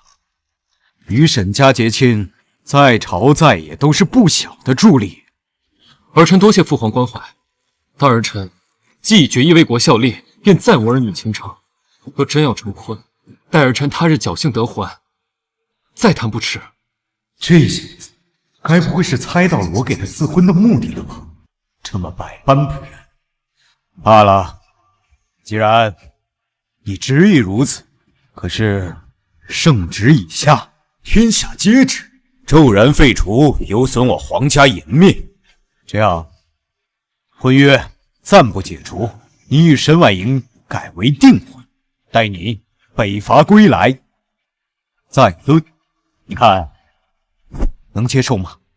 我都这样了，还不答应退婚，这婚约绝对有可能。儿臣多谢父皇体恤。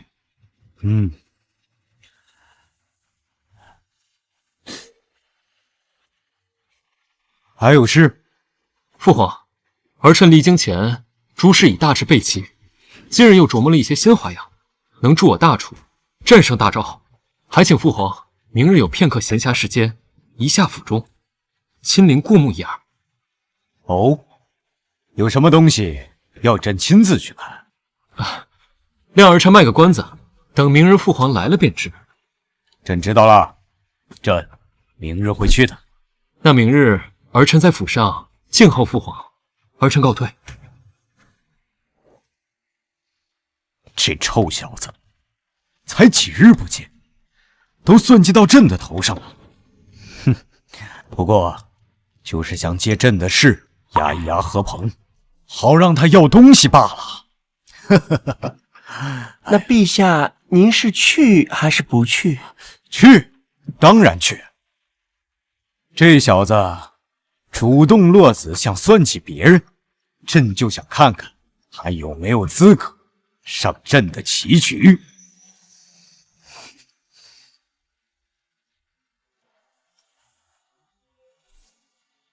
废！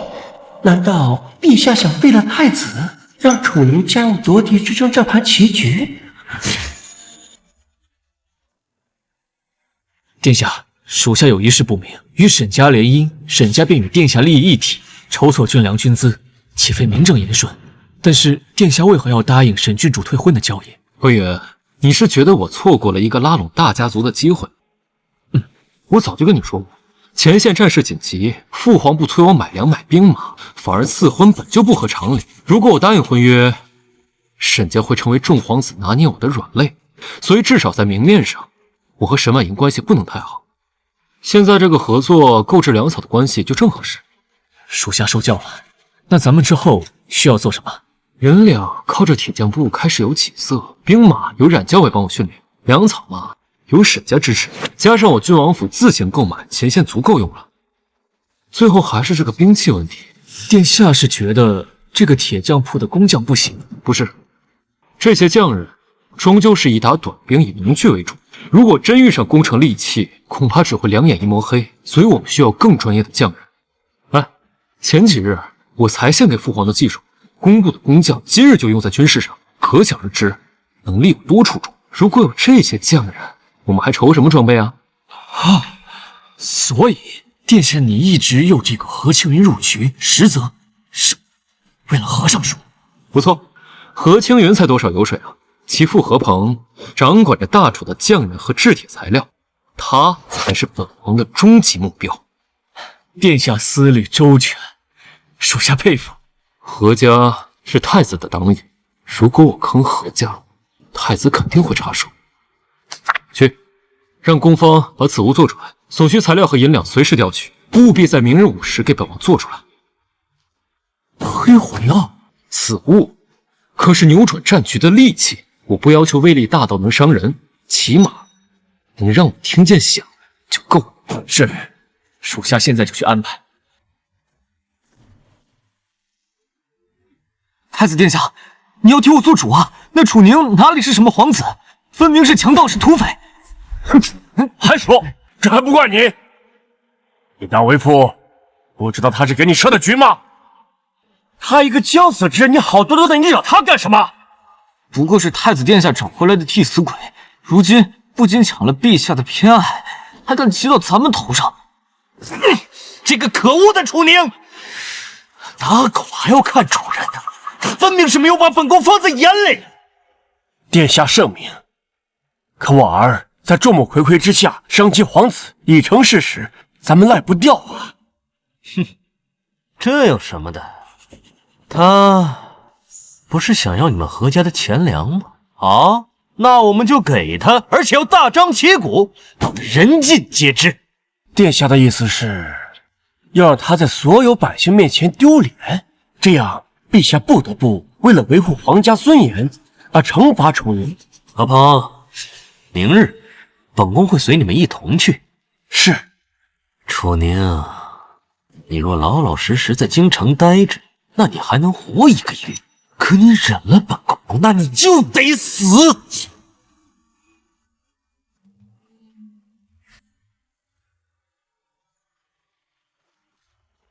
儿臣欢迎父皇光临。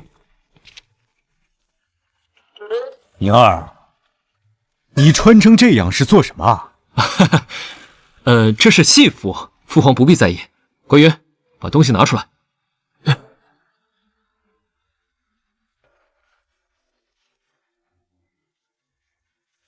这是你要给朕看的东西？父皇，此物名为轰天雷，您可别小看这玩意儿啊！只需要1颗，便可杀伤3步之内的所有敌人。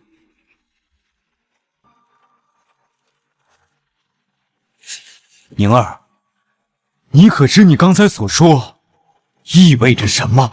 儿臣不敢欺骗父皇，有此物，我大楚便又多了1分胜算。儿臣愿将此物献给父皇。好，好啊！不愧是我大楚的福星啊！殿下，何尚书携此求见。父皇，儿臣先去处理些琐事。你去吧，朕再看看你这份礼物。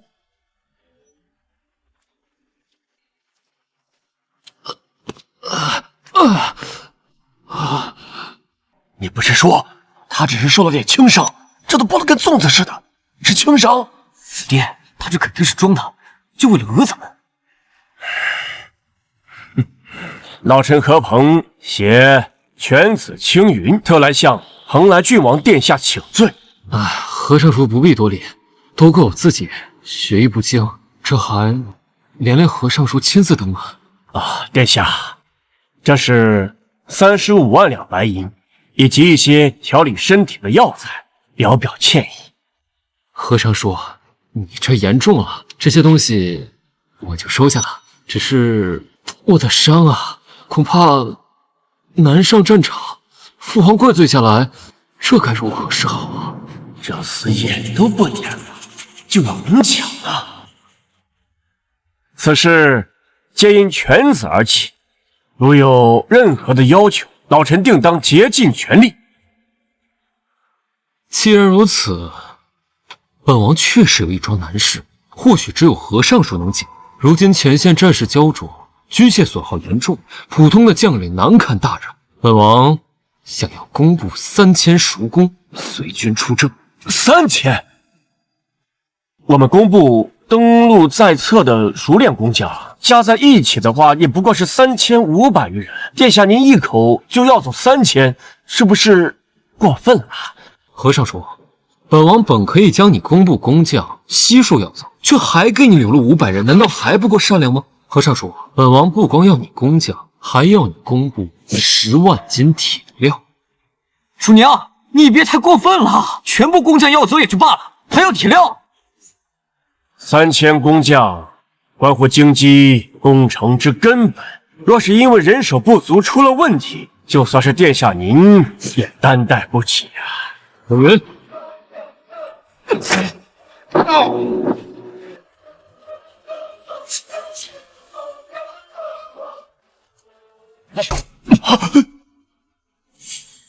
何尚书，如果你如此态度，本王只能上书复，请何家父子亲自上前线督导随军了。殿下，工部人员调度那得按规矩，凡大宗物料调配，最次那也得要经过东宫的核准。殿下您如此强索，下官不能从命。何尚书说的没错，10万精铁，3000工匠，你张口就要搬空半个工部，威逼索要，视朝廷法度为何物啊？太子皇兄，臣弟自幼生活在民间，确实不知道这朝廷还有如此繁琐的规矩。不知？好一个不知啊！在皇室不懂规矩就是最大的罪过。强索工部却不告知本宫，这就是越权。哦，可是工部乃至天下的官员，任免赏罚都应该由父皇过。皇兄如此做，难道要越过父皇不成？哎呀，楚宁，你在质疑本宫啊？本宫奉旨监国协理政务，这工部之事自然管得。皇兄，您就不怕父皇知道怪罪吗？父皇日理万机，岂会管你这点屁事儿啊？楚宁，你得清楚，在这京城有些事儿，父皇还真管不了啊。你觉得本宫若想让你在这京城消失，很难吗？皇兄教训的是，臣弟知错了。方才不还是挺硬气的，倒也是个上了台面的野种，稍微一笑便原形毕露。怎么，怕了吗？不是想要东西吗？好啊，那你就当街跪下，给本宫磕3个响头啊！跪3，跪啊，跪足了，跪到本宫满意了。2、1。逆子，你好大的胆子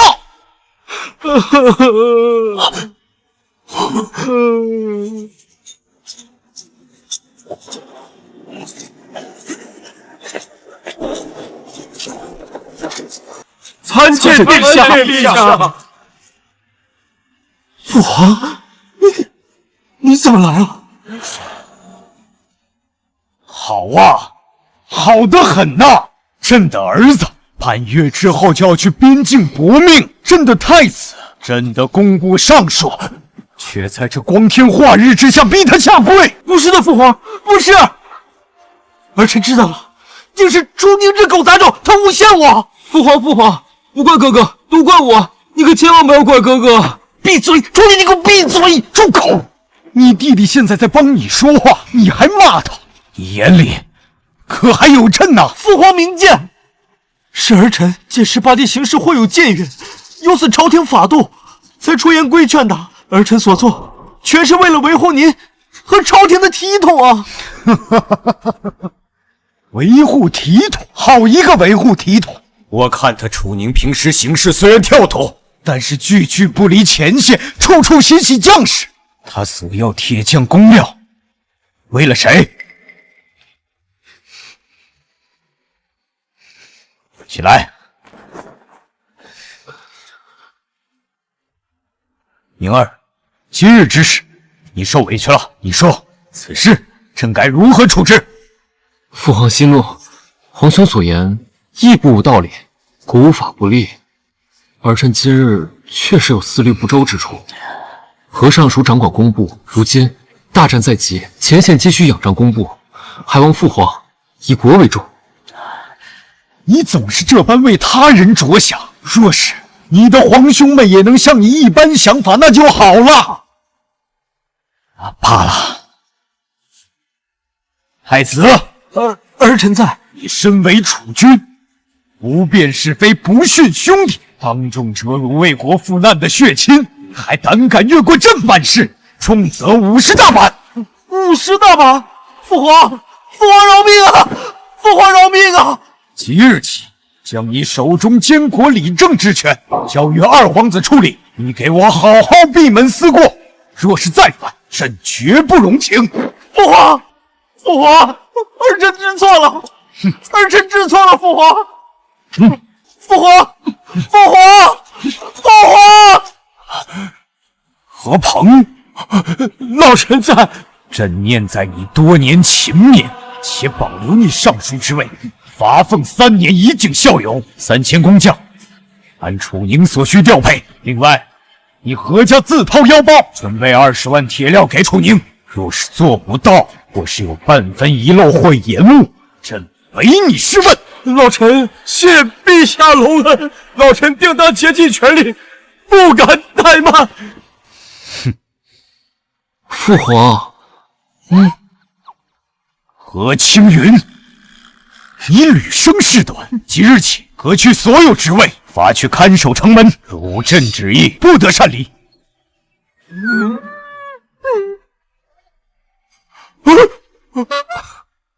今日之事到此为止。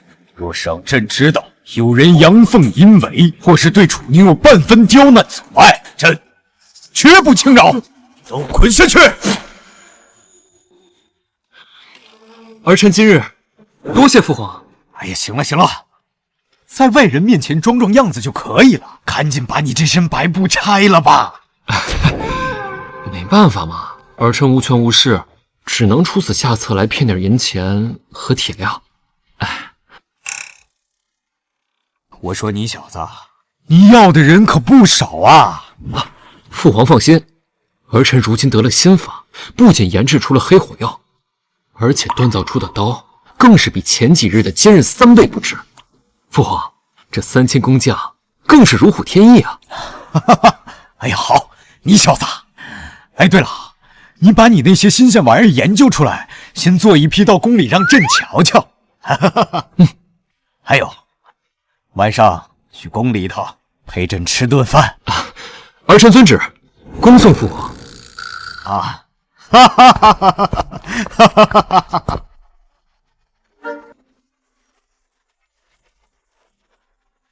现在兵马、粮草、银子、兵器都有了，就等着皇帝下令，出发前躺着等着就行了。殿下，我们名下店铺超过130家，而且营里目前还有1万士兵呢。这如今再增添3000工匠，这管理起来恐怕不简单吧？放心，我早就想到了，咱们管不了，找会管的人不就行了？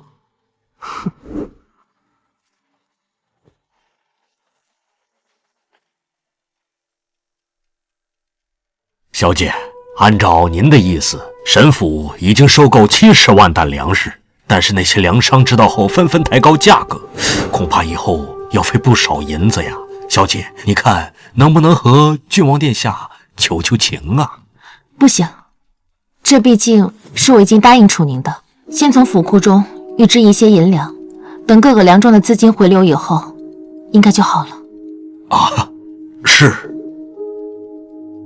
婉莹，反正那个家伙也没有完成约定，你何必对他这么好？约定就是约定，况且帮他的忙也算是投资了。我觉得他日后必定不会太差。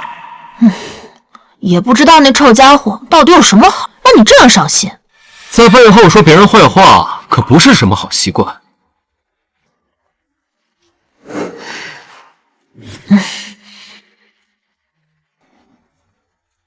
郡王殿下，今天怎么有时间来拜访神府啊？自然是有事儿拜托沈君主的。啊！你狮子大开口，让婉莹筹措120万担粮草还不够，现在又要加重他的负担啊！木兰，听说沈府现在银两运转不好。不过都是些许小事，沈家还能应付，就不劳殿下费心了。我的确说过让你筹措粮草，但我可没说让你一个人扛下所有问题。我今天来，正好是来解决你的问题。那殿下有什么法子？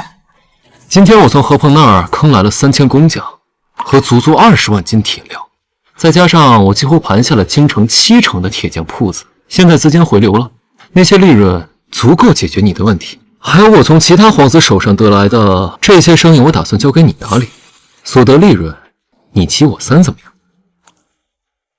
哎，你居然舍得吃这么大亏？我的银子只有换成粮草兵马才有用。我和神府现在可是一条绳上的合作伙伴，我坑谁也不能坑自己人，更别说婉莹现在是我的未婚妻。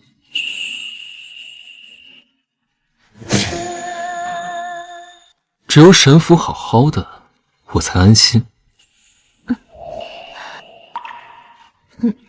你刚刚说的我明白了，这个忙我帮，就按你说的做吧。那我呢？你们俩倒是一往情深了，我怎么办？你能干什么？我怎么啦？我可是3岁学武，就连皇宫的禁军都不一定打得过我呢。好，刚好兵不能1万人，只有冉教我一个人训练太花费时间了。你有空的话，就去帮帮忙。这没问题。那我的好处是什么？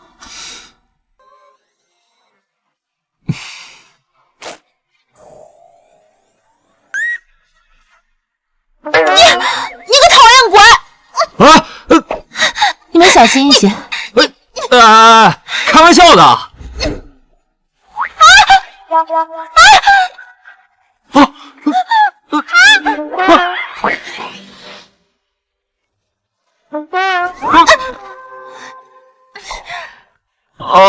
那个父皇叫我进宫回去吃饭，我先回去了。楚宁，楚宁，你可占我便宜！你给我等着！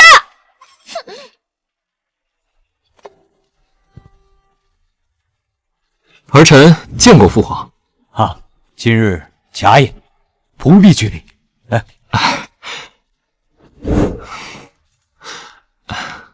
宁儿，现在1月之期过半月，朕让你召集兵马粮草，准备的如何了？托父皇的福，银子嘛靠着兵器生意赚了一些，只是这粮草还在筹措中。今日多亏父皇，让儿臣得了3000工匠随军。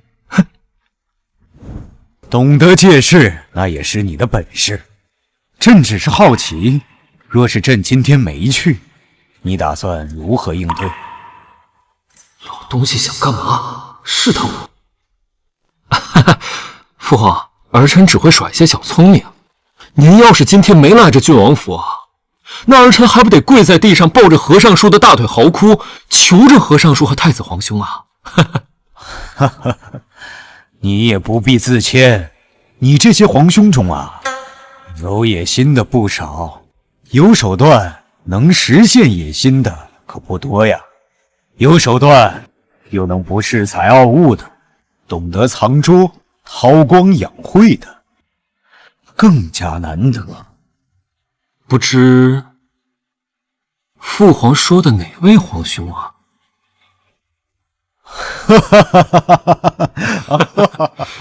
朕只是一个当爹的，跟儿子随意聊两句罢了。哎呀，可叹呐，朕有这么多儿子，却没有一个人可以托付。想找个人接下自己的担子，真不是件容易的事。宁儿，你说对不对呀？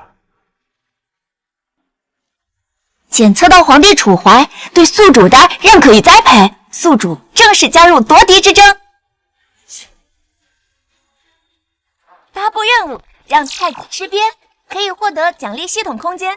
空间大小根据任务对象识别程度决定，5日后结算。我去，这老东西果然不安好心。不过系统空间可是好东西啊，有了这个，我出征就能携带更多资源，必须狠狠坑太子。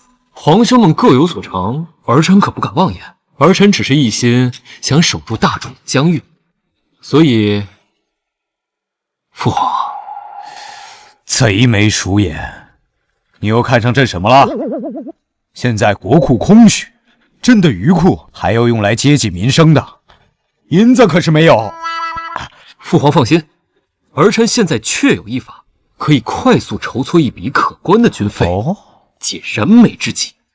只是此法呀，容易触动某些人的神经，所以想借父皇的天威一笔。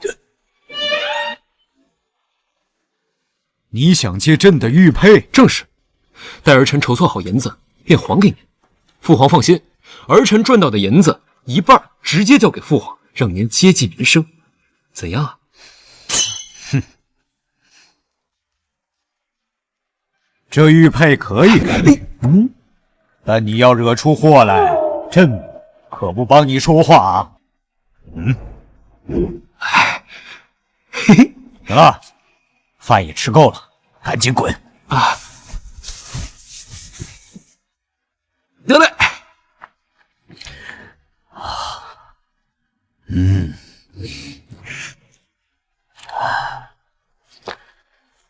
陛下，陛下，出事了！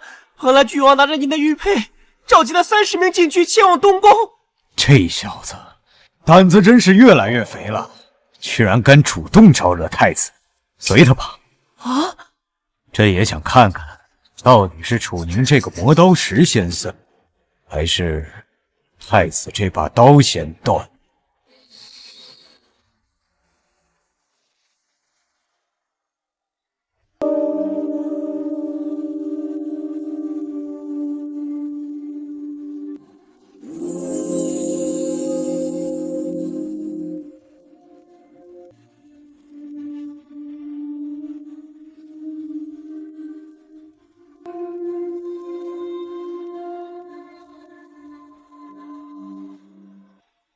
把东宫的东西都给本王搬走！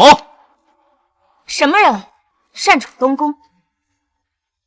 这位想必就是太子妃吧？18皇子楚宁，见过18帝私调禁军，强闯东宫，该当何罪？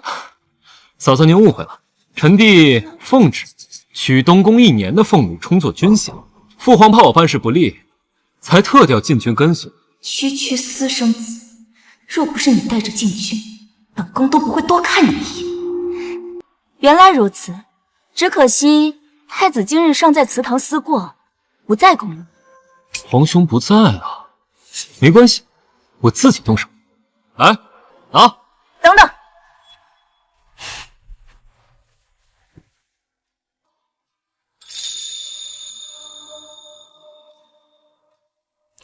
18帝特意赶来，想必也累了，不如喝杯茶歇息一下，一切都是可以商量的嘛。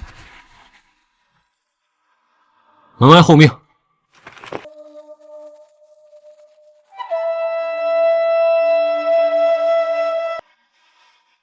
18帝今日来得实在突然，只可惜库房的钥匙不归妾身管，今日实在难啊。这可如何是好啊？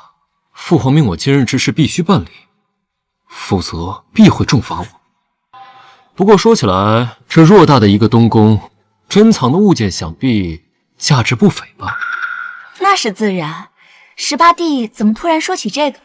嫂子的难处小弟明白，但今日之事，小弟必须给父皇一个交代。既然你这东宫拿不出银子，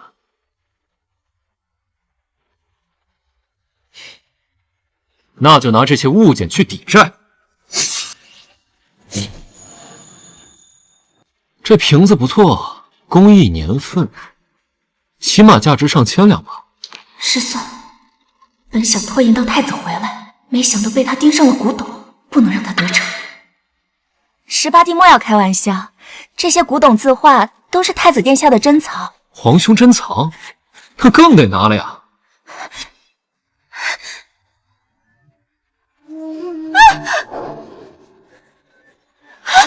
哟，嫂嫂怎么摔了？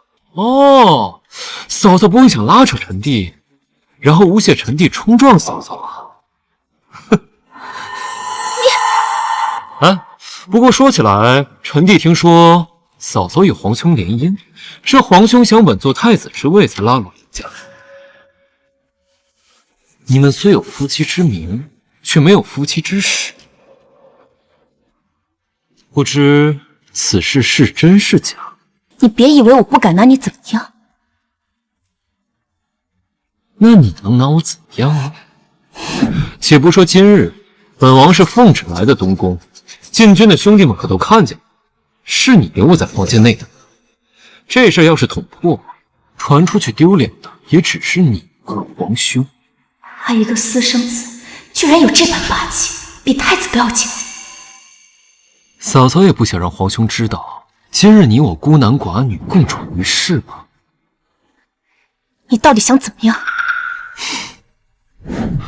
我早就说了，拿这些古董字画去抵债，嫂嫂别误会。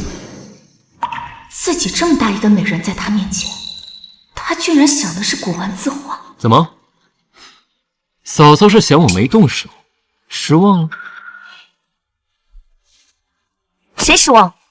拿完东西赶紧滚出东宫！早这么说不就好了？进来，干活，把这些东西全部拿走。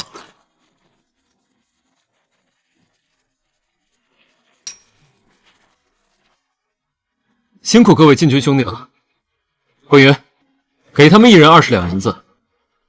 多谢王爷。好。别走，别走。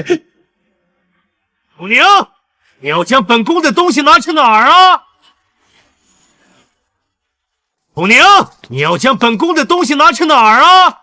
你好大的胆子，还敢觊觎东宫之物！皇兄息怒，是父皇要用东宫1年的俸禄抵作军饷，这小弟也是奉旨行事啊。放屁！父皇何时说过要拿东宫之物抵债？依本宫看，这就是你自作主张。皇兄请看，这是父皇的玉佩。居然还真是父皇的玉佩！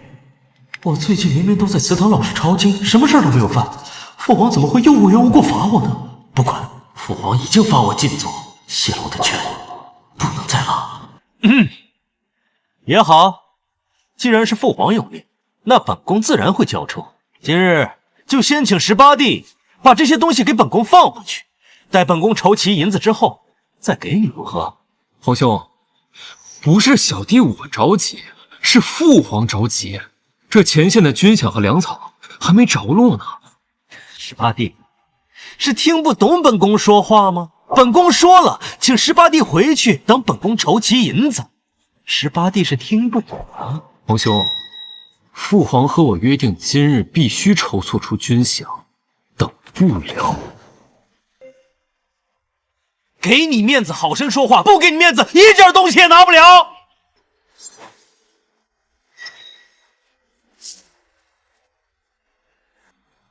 禁军受皇命办事，我看今天谁敢动！今日楚宁是奉陛下之命，此事与他起矛盾，害得陛下怪罪，得不偿失。反正东宫的物件根本无人敢买卖，不如先放他离开，东西日后再讨问。好，楚宁，今日就先放你吧。就喜欢你看不惯我还干不掉我的样子。皇兄，这就对了嘛。那小弟先告退了。归云，把这东西给本王拿走。哎呀，哟，你皇兄怎么这么不小心啊？哼，小弟先告退了，总有机会，我一定偿还。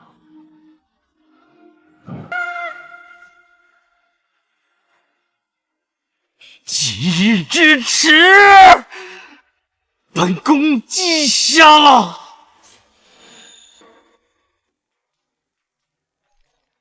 抢夺太子收藏，攻略太子妃，太子吃瘪值加60，奖励系统空间值加90立方米。任务结算还剩4天。没想到攻略太子妃居然也能让太子吃瘪，这下有意思多了。为了我的边疆大计，必须趁着任务时间狠狠压榨太子。殿下，我们是不是做得太过分了？看太子的脸色，估计轻易不会放过此事吧。官员啊，这赚钱不嫌多。你想啊，这如今打仗花钱如流水，一部分养老婆，一部分还要养兄弟，现在还得给皇帝爹分一部分。哎，不说了，主要是这东宫的物件，恐怕没人敢买，换不成银子吧？一般的商户确实不敢，但皇子就不一样，能让太子吃瘪的机会可是不常有。哎，你去沈府通知一下婉莹。是。看来我来的正是时候。看来沈君主和我越发是心有灵犀了。你先说还是我先说？多亏了你给的银子周转，120万担粮草已经全部提前采买完成，现在正存放在我们沈家的仓库里。真的？哎，我可又给你找了个赚大钱的生意。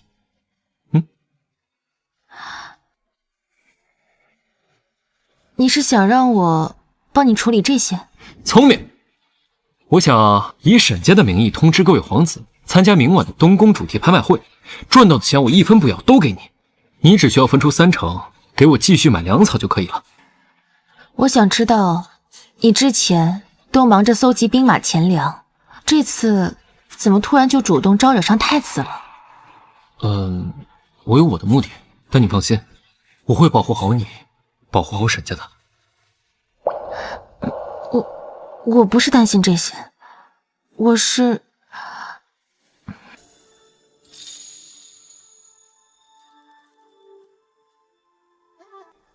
有些担心你。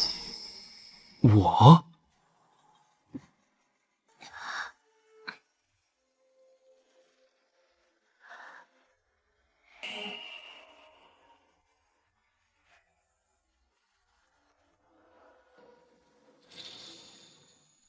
我先走了，答应我不要回来。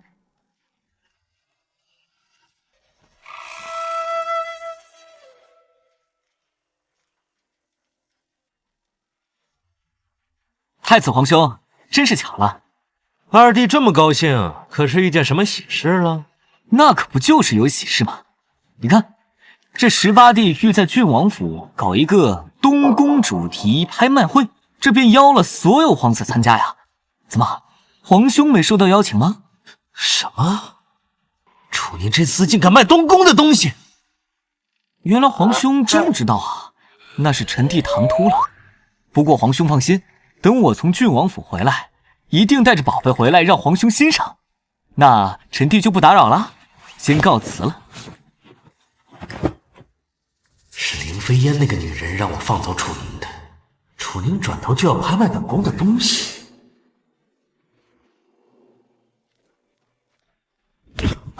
我问你，昨日楚宁都来和太子妃干了些什么？禀太子，昨日太子妃将楚宁殿下召进房中，便禀退众人，我等只听到一些异响。他们待了多久？太子回来前大约2刻钟。2刻钟？好啊！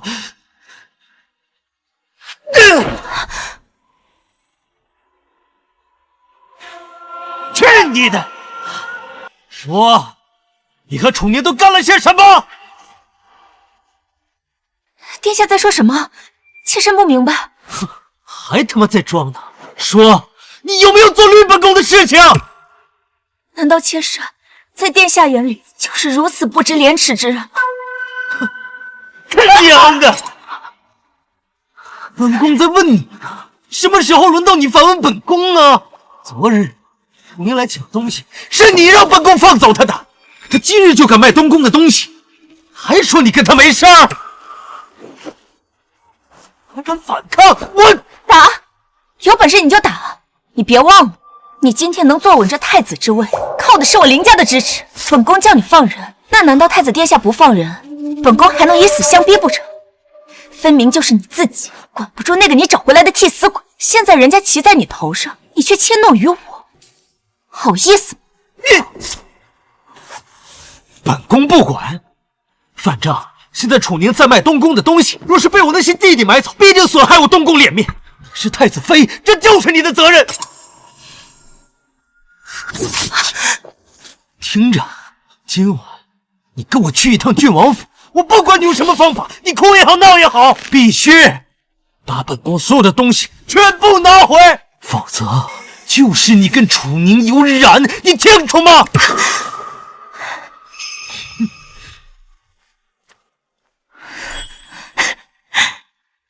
太子妃，所谓太子妃，就是一个毫无尊严、任人打骂的玩物罢了。好啊，太子，既然你觉得我绿了你，那我便跟楚宁假戏真做。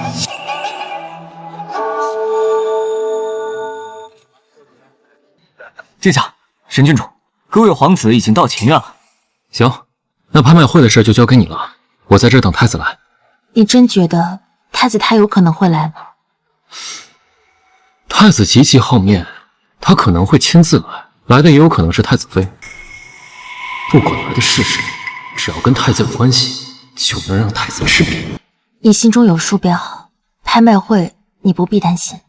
好。哎呀，是时候也该去洗个澡了。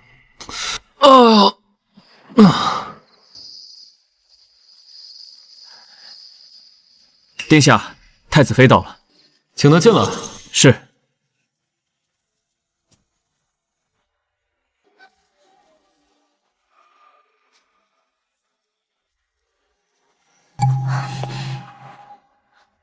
如此模样，成何体统？本王现在洗澡，不是这副模样，能是什么模样？少说胡话！本宫今日来是替太子讨回东宫东西的。嫂子也是可怜啊，一个弱女子居然被逼着上门讨东西。此事与你无关，直接说条件吧。究竟要如何才可让本宫把东宫的宝物赎回？本王是公平拍卖，大家都可竞价。如果嫂嫂的银子够多，自然可以全数要回。其他皇帝家境殷实，都提前准备。我一个弱女子，哪争得过他们？嫂嫂想要东西，又不想掏银子，那就看嫂嫂能拿得出什么更有价值的东西了。男人果然都是这个样，反正也打算利用他报复太子。嫂嫂，如果拿不出东西，那就到前面和皇兄们竞价吧。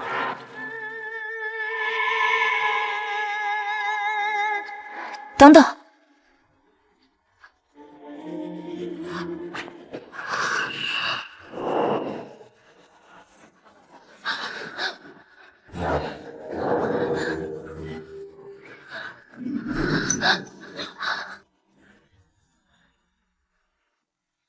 你这什么意思啊？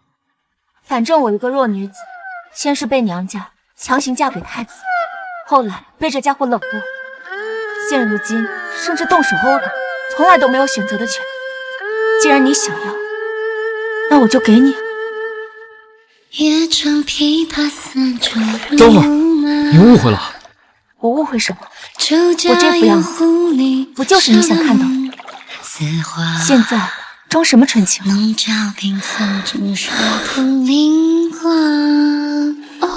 传说中远行的。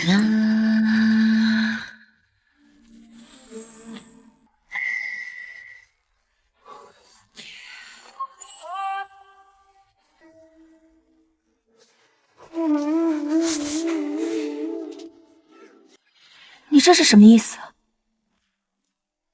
你也嫌弃我？我没有，我总不能说我是为了太子吃瘪才这么做吧？你不会是不行吧？那你就是觉得我不漂亮，对你来说没有吸引力？当然漂亮，嫂子倾国倾城，是男人都忍不住。我跟太子本就是联姻，他满心只有权力，不愿意碰我也就算了，而你，既然不是不行，对我也有兴趣，为何不出手？还是2次，上一次在东宫你只要了古董字画，而这次，嫂嫂，我别叫嫂嫂，叫名字。妃啊，手下我有婚约，反映这半个月为了我所需粮草兵马，费心费力，我得对他对沈家负责，更何况前线战事焦灼，我想好好活着，所以任何事都要排在前线后面。真的吗？真的。沈婉莹到底做了多大的好事，才能摊上这么一个好男人？好吧，我确实没有银子可以跟你赎回东宫的物件，不过我可以用情报来还。太子私底下与大赵一直有书信往来，此事恐怕连陛下都不知道。什么？太子勾结大赵？我只知道太子打算利用军情交换一些利益，还有过几日大赵便会派来使者跟大楚和谈。现在大赵占尽优势的情况下，他们要和谈，而不是劝降，肯定是前线情况发生变化，让大赵无法继续打仗。这对我倒是个机会，我有更多时间再进一步的积累资源。怎么样？这个消息可以吧？我会交换一部分古董和字画，让你回去好交差。楚宁，如果我真的从那个混蛋身边逃走了，无家可归，你会收留我吗？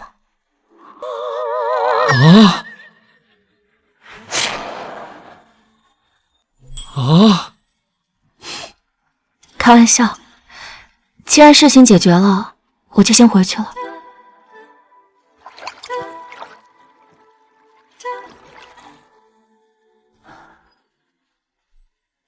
问你一句，你跟沈婉莹亲过吗？问这个干嘛呀？嫂嫂问你话，回答便是，快说。姑且算是亲过吧。亲个嘴。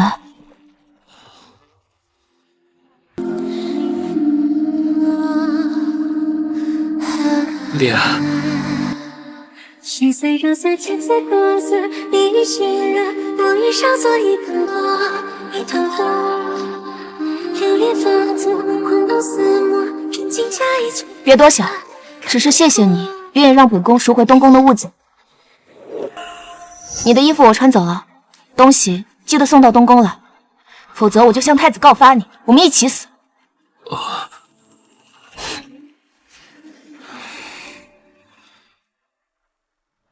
怎么办呀？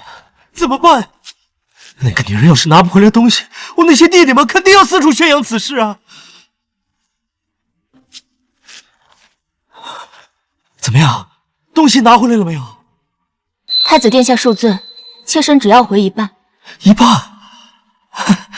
一半也好，总比全部要回来要强。爱妃身上的披巾是？啊，这是郡王殿下怕妾身受凉，特意送给妾身的。什么？怎么？太子殿下是又要拿出那番妾身与楚宁有染的说辞吗？今晚妾身去找楚宁，不仅把该做的不该做的都做了。这番回答，太子殿下可还满意？哼，爱妃说笑了，本宫相信爱妃不是这样的人，不必说这些气话啊。本宫命人给你准备了你爱吃的糕点，快去。不必了。太子殿下还是清点一番，楚宁送回来的东西是不是东宫出去的东西，免得出了问题又要怪罪在妾身身上。可恶！本宫定要联合百官上书父皇，此仇不报，誓不为人。拍卖东宫的物品，除了上交的一部分，还有足足30万两呢！天降横财！是吗？那还真是要恭喜郡王殿下了，不仅得了银子，还占了太子妃便宜。哎，婉莹，这话可不能乱说。是吗？他穿着你的衣服，从内殿走出来，说我乱说。好家伙，这妮子不会是在吃我的醋吧？婉阳，这虽然我这个人不怎么正经，但我对你那是绝对的专情。是对我沈家的粮草专情吧？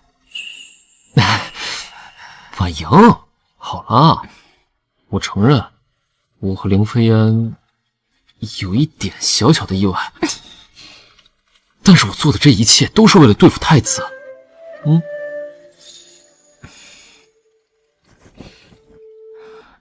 那凌飞烟也是世家大族的千金，他跟太子虽然貌合神离，但是他能坐稳太子妃之位，说明他也不是好惹的。你最好还是离他远一点吧。再说，你就算是纳妾，也纳个知根知底的人，我又不反对。什么？没什么。告诉我呗。没什么。告诉我呗。我不。告诉我呗。我不。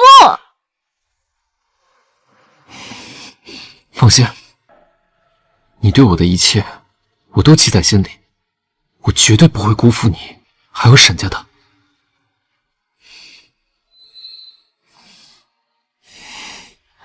大事不好了！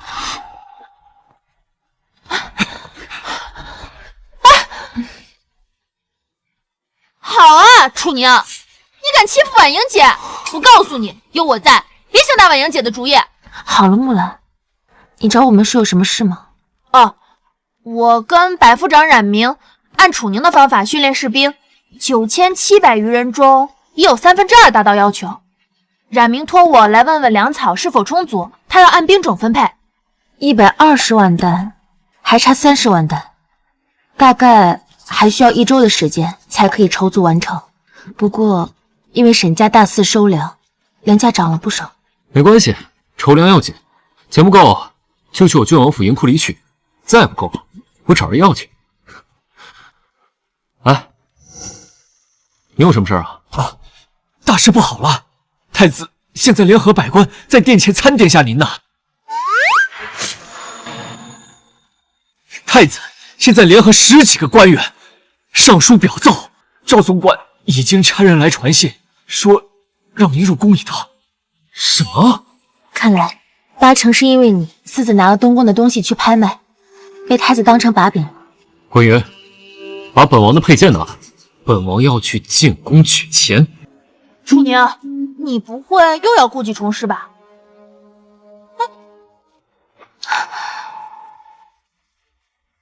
陛下，本弹劾蓬莱郡王楚宁，他带人强闯东宫，抢夺太子殿下私产，形同匪类。陛下，此次夺产之后，还召集众皇子公然拍卖，玷污天家体统，朝廷法度何在？群臣上书，看这次父皇还如何包庇你这野种！人证物证俱在，满朝文武皆看在眼里。众卿所奏之事，朕已明了。可楚宁毕竟也是为了大楚筹措军饷啊。陛下，郡王究竟是为公还是为私，犹未可知。若日后人人效法，这天下岂不是大乱？是啊，陛下，此风绝不可长，请陛下即刻下旨，收缴其非法所得，并严加惩处。蓬莱郡王到。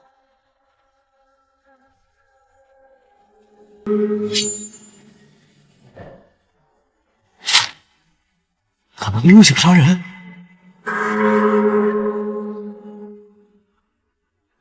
儿臣楚宁见过父皇。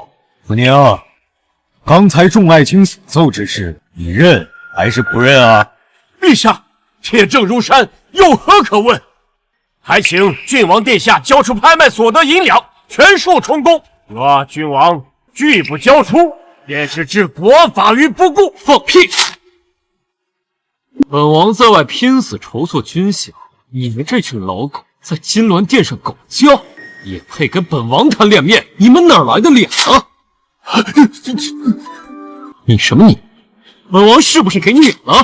你吃的俸户部的银子，有多少钱是本王赚来填进去的？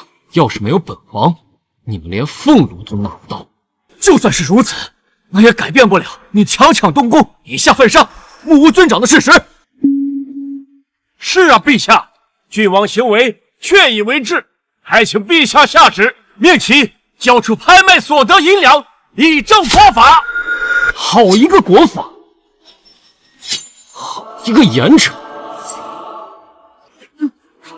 你不要乱来啊！当着陛下的面，我们不怕你。钱就是本王的命，谁敢抢本王的钱？本王就自刎为天！你宁儿，宁儿，把剑放下！这小子的架势还真是夸张。若是不知道这小子的真面目，朕都要被他给骗了。父皇，儿臣自回宫以来，如履薄冰。儿臣为何要钱？为何要粮？为的是前线10万将士的命，为的是我大楚的国门。可如今呢？儿臣一片担心，换来的什么？是攻坚，是构陷，是要夺我父死换来的粮。这让儿臣怎能不心寒呢？我们只是想要银子，并非想逼他去死。他若真的自刎于此，那你我岂不成了逼死皇子的千古罪人了？哎，主娘，你先把剑放下，万事皆可商议啊！商议？你们可曾与我商议？你们要的是把我抽筋剥骨。也罢，既然这满朝文武容不下一个真心做事的皇子，那这前线儿臣不去也罢。这筹措的军资，尽管拿去分。十八弟不可！今天大概是百官对你有些误会，出征前线的事情已然敲定，岂可儿戏啊？够了，你的剑可以放下，你的钱朕不要。父皇，楚宁所言虽然偏激，但不无道理。我大楚边境之安危，岂能系于一人之财帛？传朕旨意，蓬莱郡王楚宁一心为国，其情可悯，其行可有。所筹银两悉数留作军资，然国之兴亡，匹夫有责。何况满朝诸子，何况楚军？我太子楚威愿以100万两，6部堂官及以上，按俸禄加资，3日内凑足300万两，交予楚宁，工作备伐劳军之用。100万两，父皇，我大楚不能寒了前线将士的心，更不能让一人扛下所有担子。儿臣多谢父皇隆恩，定不负父皇所托。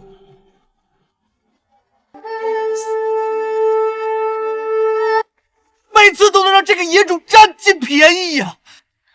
殿下息怒，楚宁如今锋芒正盛，又有陛下为怀，再与其纠缠，恐怕得不偿失。反正下月他便要出征，届时天高地远，是生是死不得而知。殿下何必急于一时，再损自身？隐忍？你又让本宫隐忍？太子，是啊，本宫是太子，是储君，你却一而再再而三让我对那个野种退让，这口气本宫咽不下去，我也不允许任何人爬到本宫的头上。等等，这贱人最近似乎总在替他说话，正好他们关系不清不楚，可得找个机会试一试，不如就将计就计。罢了，爱妃说的也有道理，是本宫心浮气躁了。他毕竟是替本宫去死，本宫应该大度些。太子，这是什么意思？这样，为表歉意，就由爱妃你去送一份我们东宫的请柬，邀他今晚过府一叙，就说本宫必当面道歉，就由爱妃你亲自接待，以表诚意。妾身遵命。很好，告诉他，务必让他前来。本宫准备了一份大礼，等他来取。楚宁、凌飞燕，这一次本宫要请君入瓮，将你们一网打尽。这东宫也该彻底清理了。拍卖东宫物品，解决太子党羽逼宫，攻略太子妃。太子吃瘪值加120，系统奖励空间160立方米，系统结算还剩2日。殿下，这是太子送来的邀请函，邀请你参加明晚的东宫晚宴，说是愿意拿出大楚前线布防图赠与殿下。我知道，分明就是黄鼠狼给击败你，没安好心。布防图我倒是不在意，但这说不定是个让太子吃瘪的好机会，错过就太可惜了。这场鸿门宴，殿下还是不要去了。不，我要去。凭我的武功，太子东宫那几个侍卫还困不住我。最糟糕的情况，我也可以找机会去求助父皇。那殿下是否需要手下接应？你带人在宫外等我，万一我出了什么事，你直接去通报父皇。我倒要看看这太子的葫芦里到底卖的什么药。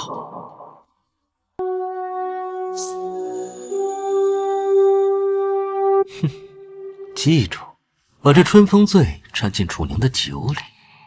是，殿下放心。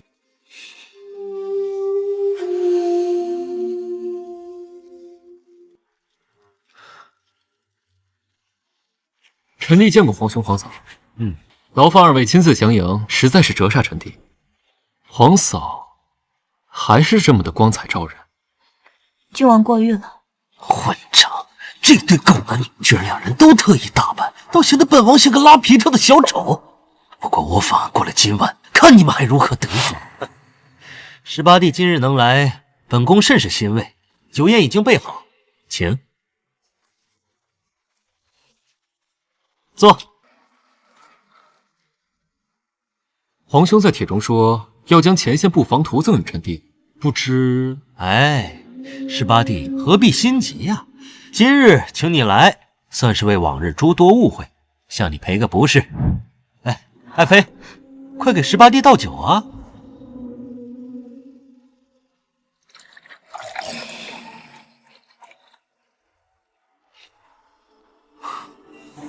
皇兄言重，过去之事臣弟早已不放在心上，也希望皇兄原谅臣弟之前的冒犯之罪。好，那是自然。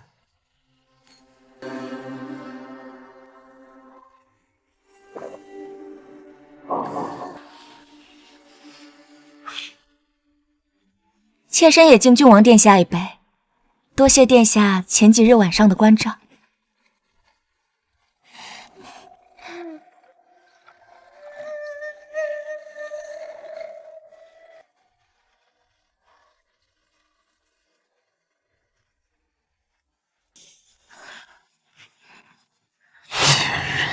当着我的面就敢如此，故意给顾上眼药是吧？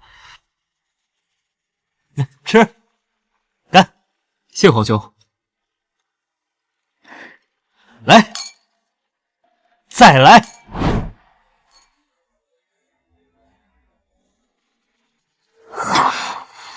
皇兄，这酒太烈了，臣弟觉得有些热。哦，你看，这许是18弟不胜酒力，无妨，今晚就在东宫歇下。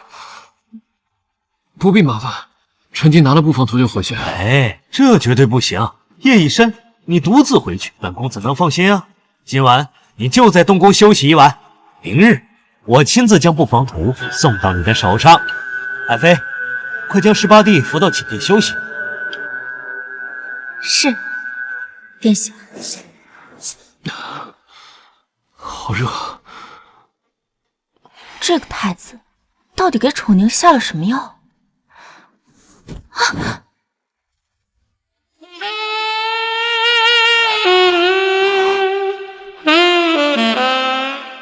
你没醉？你是不是嫌弃我？我上次不就说过了吗？没有。飞燕，现在不是做这个的时候。那是什么时候？等他带着人冲进来，说你我是的时候吗？这女人拿这个考验我干部，门外那孙子耳朵估计都贴门板上了。别紧张，没用的。他给你准备的是春风醉，我也喝了，而且比你喝的只多不少。什么？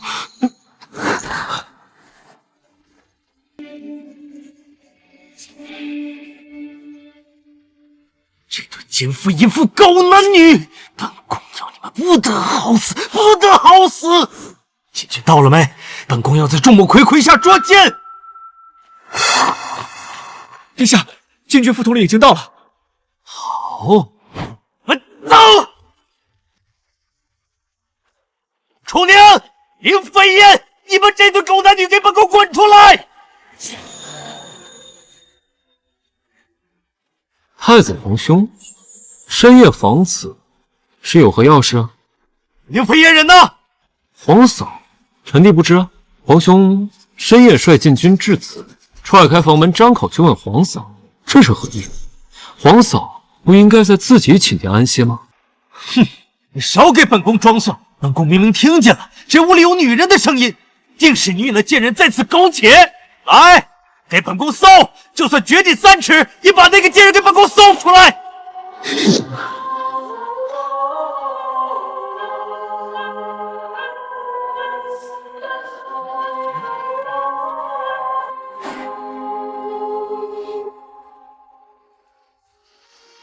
启禀殿下，床下无人。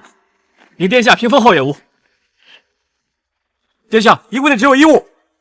啊！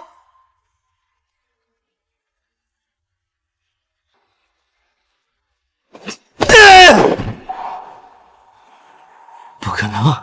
我明明听见他在这里。太子殿下，皇嫂好心亲自送臣弟至此，早已离去。皇兄认定臣弟与皇嫂有染，臣弟可万万不敢领受此等污蔑，反倒是要问问皇兄，你是如何判断臣弟与皇嫂有染的？还是说，皇兄早就认定了皇嫂不行如此不端之事？要不然，就是皇兄有什么特殊癖好，以此来构陷臣弟。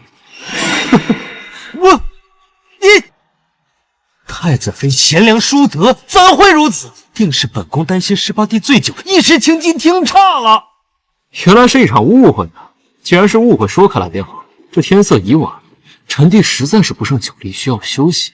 太子殿下，若是无事，可否起驾回宫啊？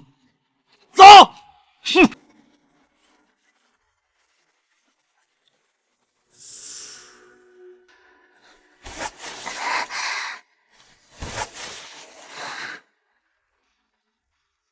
你怎么知道他不会搜桌子底下？太子一心想着捉奸，注意力肯定都在床榻上，而本王就坐在桌前，禁军自然不会走本王脚下，当然躲得过。倒是凌飞烟现在还不回寝殿，就不怕皇兄杀一个回马枪？没关系，他毕竟还需要我凌家的势力，不会对我怎么样。但是他这样对我，可不打算放过。怎么样，有兴趣跟我合作吗？如果是为了报复太子，我很乐意。合作愉快，我先送你出宫。这个可恶的楚宁，这下不仅没有解决他，还把凌飞燕给赔上了。太子殿下好大的脾气啊！是你这个擅自过来，若是被别人发现本宫与大赵私下有联系，你我都得完蛋。太子殿下息怒，在下此刻前来，正是有一处绝好消息，且确保无人察觉。说，我大赵10公主已经启程前往贵国国都，不出3日便可抵达。飞燕公主要亲自过来，若是能得到公主的鼎力相助，何须再靠楚宁那个替死？哼，大楚自己活够了，也莫怪本宫给自己留后路。公主此次亲至，正为此事。不过眼下还有一桩难处，还需太子殿下知情。何事？前方战事胶着，我军有一粮仓一晚起火，补给一时难以跟上，战线难以按计划推进。公主此行名为修好，实则还需要些许喘息之机，并筹措些物资。原来如此，放心，只要飞燕公主能帮我除掉楚宁，粮草之事本宫来解决。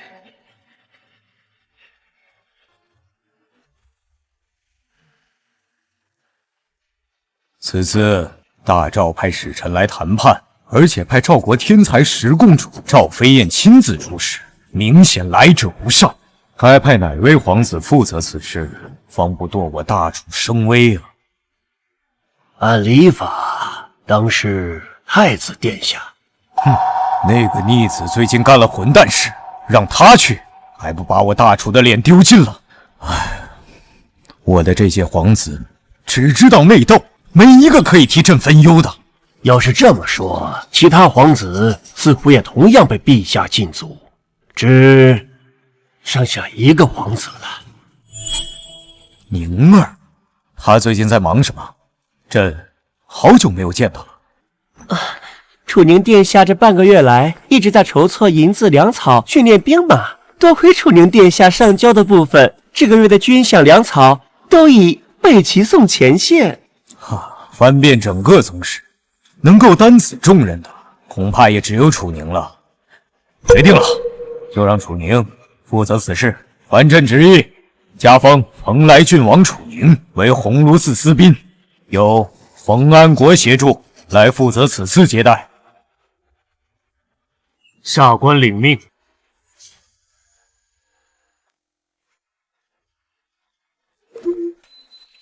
恭喜宿主完成任务，彻底攻略太子妃林飞烟，让太子吃瘪。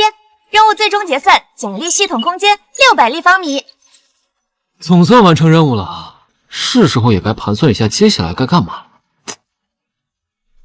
殿下，所有账目已清点完毕，各处商铺共得现银约2000万两。粮草方面，沈家交付约130万担，加上我们自行采买的，府库现存270万担。军械呢？军械已齐备，新式横刀9700把，强弓3000张，箭矢20万支。甲胄正在加紧赶制，已完成70%。9700余士卒，经冉校尉与冯小姐操练，一堪一战。不错，殿下，这银两虽多，但支出亦巨啊！这采买铁料、粮草、支付工匠安家费、士卒饷银，损耗甚巨。虽说我们现在银两虽仍有结余，但若支撑到边境后的立足与打点，恐怕并不宽裕。可如今本金都投在生意里，还有不到半个月就要出征，恐怕等不到资金回流了，得想办法赚点快钱。但如今朝中的大臣都被我坑了个遍，现在满朝文武见到我都绕道走，怕是没人可以坑了。圣旨到！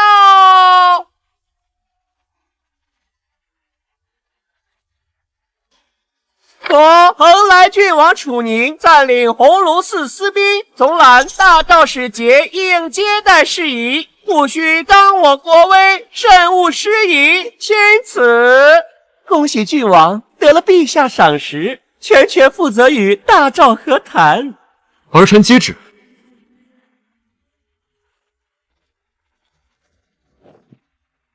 殿下，这个和谈准备怎么办？和谈？如今我大楚前线新败，士气受挫，他们势头正盛，此时主动和谈，多半是前线出了什么变故，让他们不得不暂停攻势，甚至主动示弱来换取时间和资源。殿下英明啊！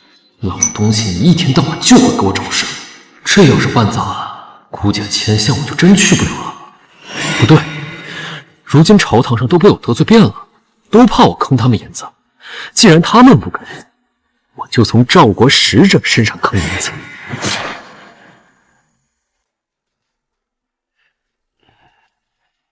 哎呀，这好端端的父皇为何让我接待大赵啊？浪费我赚银子的时间。王大人，这都午时了，大赵使者怎么还不来？殿下，臣接到的消息确实是陈师道。大赵使者果然无礼，不等了，大伙儿回去休息。殿下，万万不可呀！万一他们突然到了，届时就是我朝招待不周啊！冯大人，既然父皇让我负责这次接待，那一切都听我安排，出了事儿，本王担着。哎，等一下，那好像是大赵的队伍。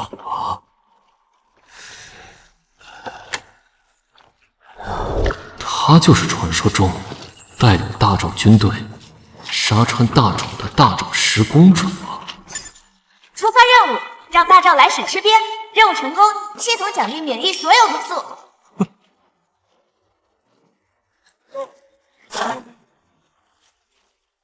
吾乃兵部侍郎冯安国，来者可是大赵十公主。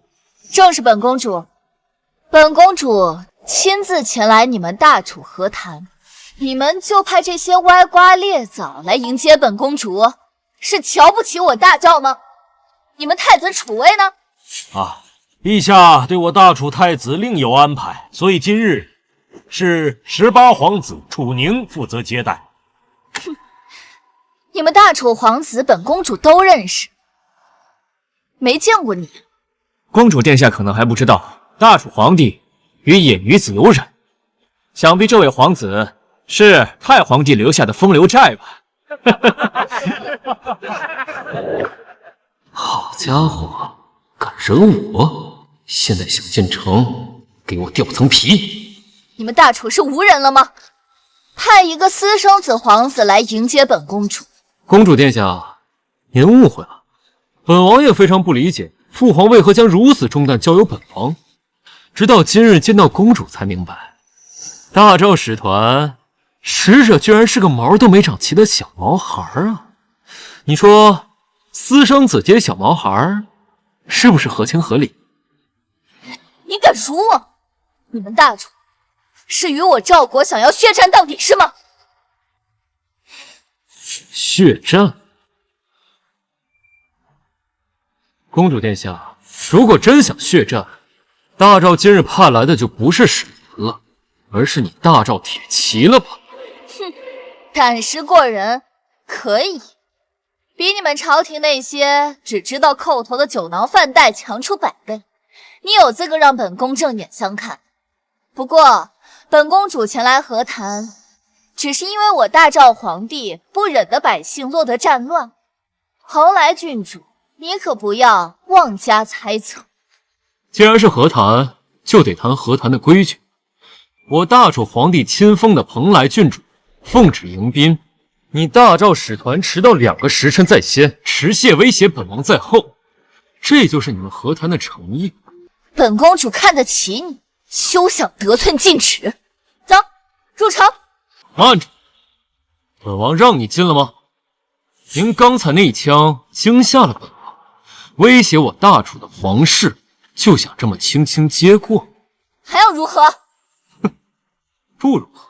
按照大楚的规矩，惊扰皇室，当杖责3时，徒3年。但念在两国和谈，本王网开一面。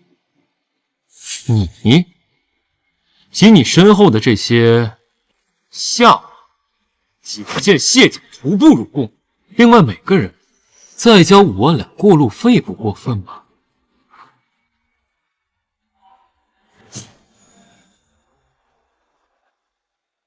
殿下，这冯大人，你也觉得赵国公府挑衅我大楚皇宫无所谓是吧？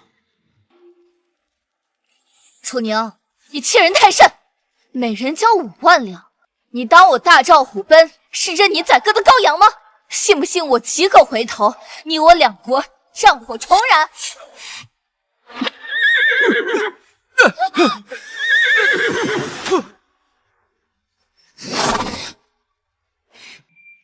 公主，您误，我大楚不说是地广物博，怎么说也是风景秀丽吧？再加上我大楚皇宫天下奇观，你特地来参观，给点门票，不过分吧？再加上，若是你前线真的是粮草充足，兵强马壮，士气如虹，你会站在这和我谈规矩？哼，都是千年的老狐狸，装什么聊斋？没必要。前线粮仓被毁，导致破裂，战线无法推进，我才想缓兵之计，难道被这个私生的皇子猜出来了？所以大楚公主，你是乖乖徒步入宫，还是就此折法？本王只给你3息时间。3，给他银票。是。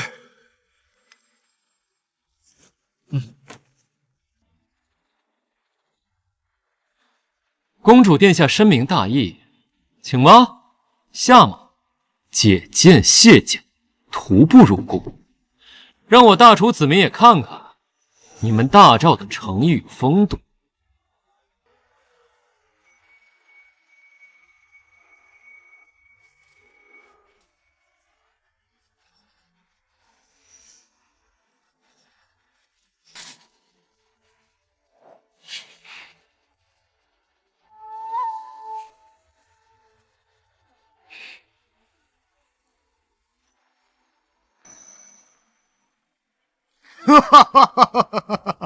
好，不愧是朕的好宁儿，你这真是给朕长脸啊！大赵想进我大楚的土地，入我大楚的皇宫，就是应该卸甲不行。父皇客气了，儿臣只是尽了儿臣该尽的责任罢了。陛下圣明，选择蓬莱郡王接待赵国来使，确实是最正确的选择。宁儿确实有朕当年的样子。要是朕其他的皇子有宁儿一半靠我，我大楚何愁不兴啊！宁儿，你立了大功，说，让朕如何赏你？父皇，奖赏就不必了，是不是该商量一下大赵的和谈之事该如何安排？哦，有道理。赵明，给宁儿和沈家丫头安排的订婚仪式，在什么时候啊？回陛下，就是3日后。瞧朕差点给忙忘了。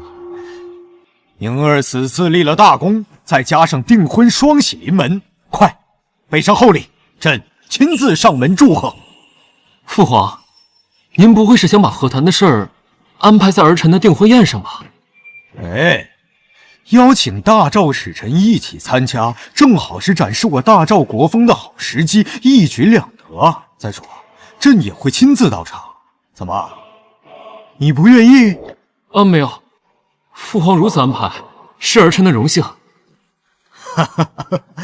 那就这么定了。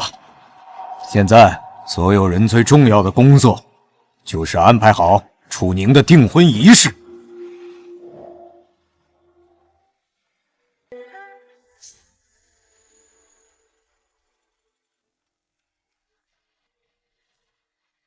让大赵来使吃鳖任务完成，恭喜宿主获得免疫所有毒素。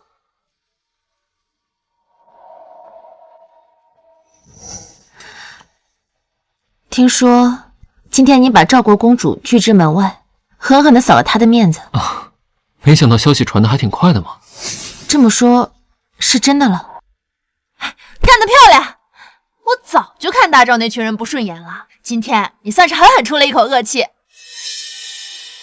哎，你怎么看起来不太开心啊？陛下打算把会见大赵来使和谈的事安排在咱们订婚宴上，连陛下都会亲自来，我怎么能高兴啊？3日之后便是订婚宴，我已经把宴请之人的座位安排好了。这么突然，你是未来王府的女主人，一切都听你的。既然赵国公主要来，那怕是要多添几张桌子了。他们不就2个人吗？加2张凳子就可以了呀。陛下要来的消息若是传出去，那所有的皇子、王爷、公主便都要来。不过这对你来说可是个好机会。怎么说？若要是陛下和赵国那边的人都要来的话，你的礼金岂不是能多收了？对呀，我怎么没想到？哼，还是婉莹了解我。哎，你们2个注意点影响，我还在这呢。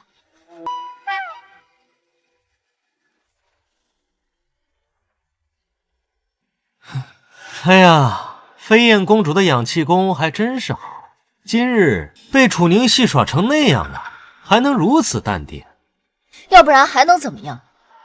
难道本公主要哭着来找太子殿下不成吗？别以为本宫不知道你们打的什么主意。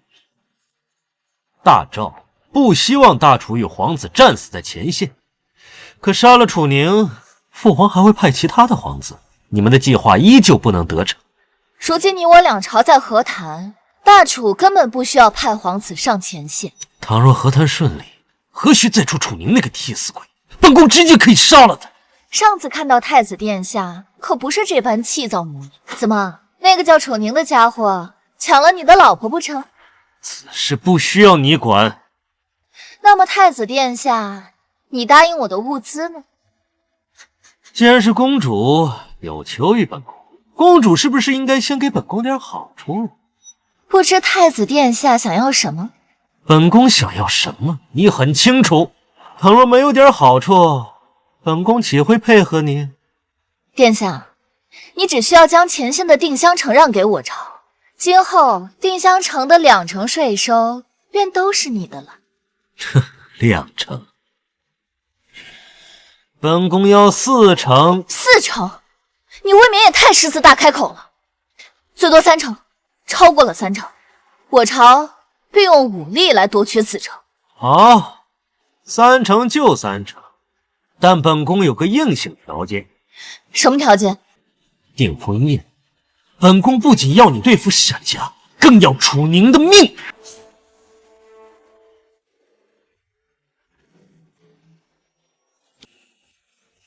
太傅县额田红玉手镯1对，户部尚书县金丝冠1顶，大理寺县指甲1件。明请恭喜啊！恭喜恭喜恭喜恭喜！沈夫人，里边请。新婚快乐！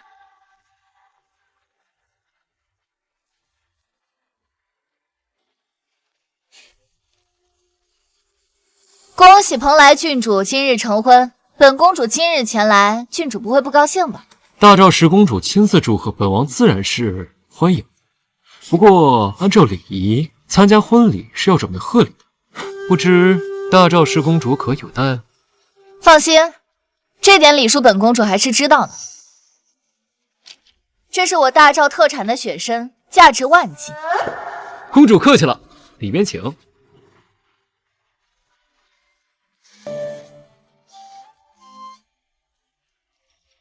殿下，恐怕来者不善。今日是本王的大好日子，不宜多生事端。他若想安然喝杯喜酒便罢了，若有其他动作，本王自然饶不了他。属下去盯着他。陛下驾到！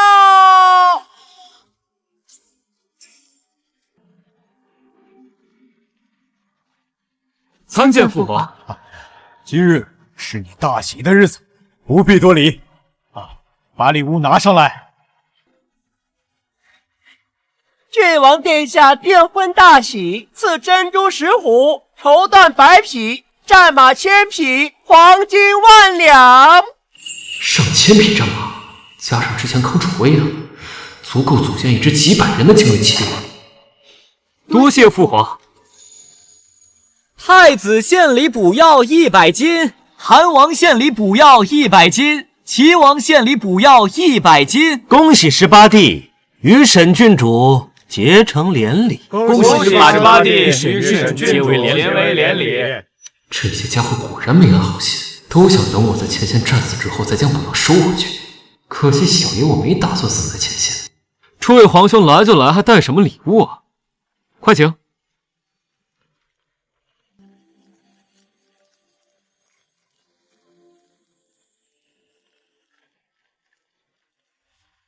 参见陛下。今日是蓬莱郡王的大喜日子，朕过来凑凑热闹，沾沾喜气。诸位不必拘礼。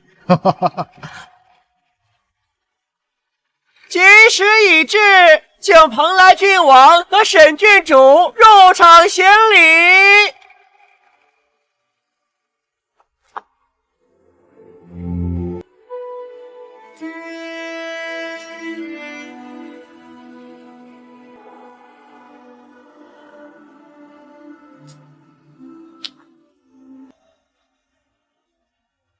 蓬莱郡王楚宁英敏钟情，审视婉莹，真静慧雅，二人良缘，实成佳偶，朕心甚悦，特赐婚聘，一张天和。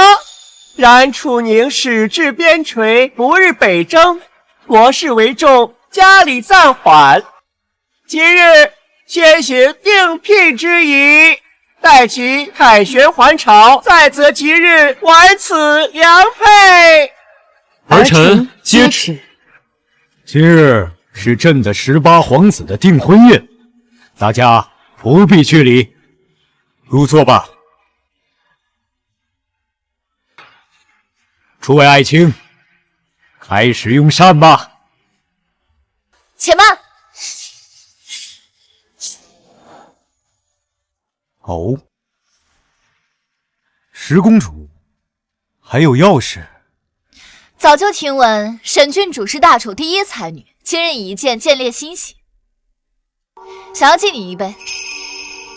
我也早已听闻大昭十公主骁勇善战，智谋过人。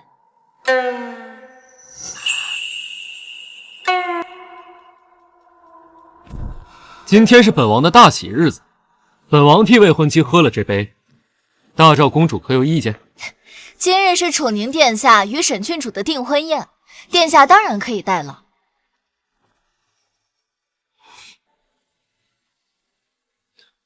公主可满意？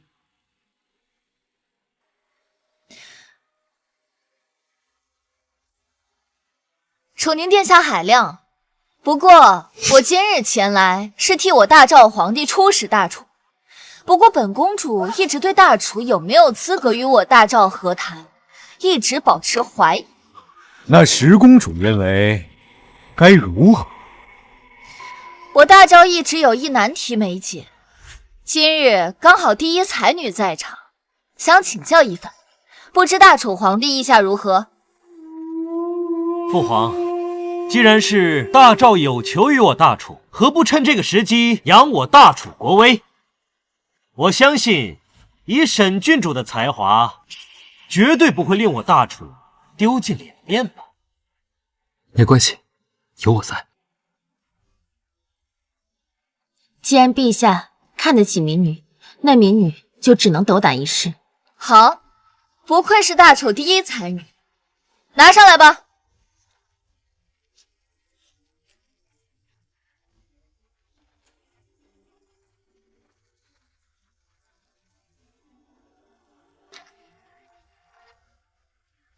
这5个坛子当中，有一块价值连城的玉佩，只可惜不巧，我养了2条5步蛇，都跑进了这个坛子里面。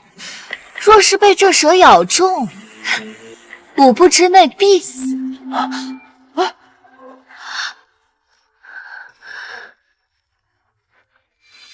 本公主只有一个要求，在不损坏花瓶的情况下，将这玉佩拿出来。5个坛子，2条蛇，3/5的机会能拿到玉佩，2/5的机会能被蛇咬。看来这个问题也不是很难嘛。啊？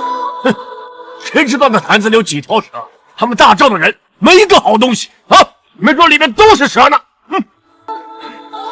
大楚第一才女，请吧。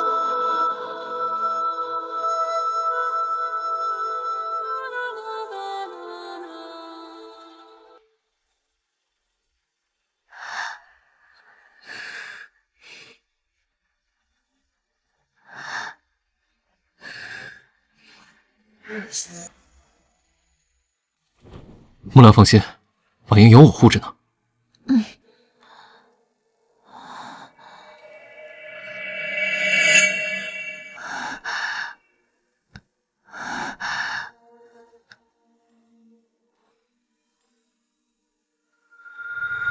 怎么，郡主殿下迟迟不动手，是不敢，还是想不出这解决办法？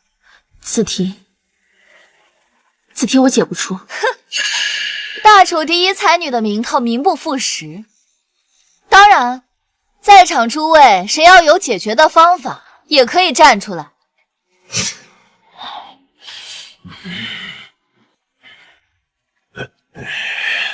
难道泱泱大楚真的无人了吗？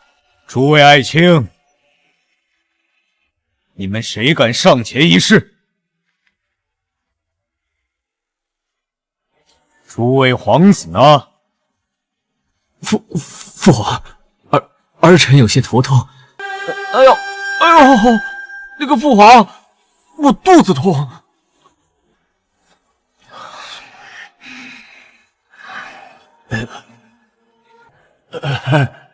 陛下，在下年迈，这可是五不蛇，万一他……陛下，臣和太傅一样年迈，若是被咬中，就无人替陛下处理朝政了。你们大楚的太傅和丞相也没有办法解决此事了，是吗？你们大楚当真是无能，难怪会败给我大赵。你们也是活该，大楚注定败亡。谁说我大楚无人了？18皇子还真是有勇无谋啊！这个情况还敢站出来，说不定因为要去前线破罐子破摔呢。楚宁，你做什么？那可是剧毒无比的五步蛇。放心，我心里有数。既然大楚无人站出来，那本王就为我大楚立威。父皇，既然18弟如此自信，不妨就让他试一试，总不能让我大楚在外使面前丢了脸面吧？我已命人去寻五步蛇的解药，及时解毒，不会有事的。坛子里根本不是什么五步蛇，而是几乎绝迹的细鳞太攀蛇。等楚宁被蛇咬，解药无效，到时候谁也怀疑不到本宫身上。既然郡王殿下想试，本公主自然欢迎，请。不过，这道难题是你大赵的，要是本王替你解出来，拿出了玉佩，又当如何？若是郡王殿下拿到玉佩，那这价值连城的玉佩便归你所有。好。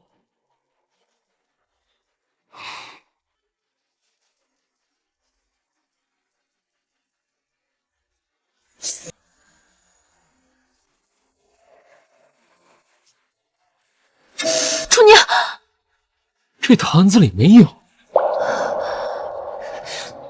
他居然没事，肯定是走了狗屎运。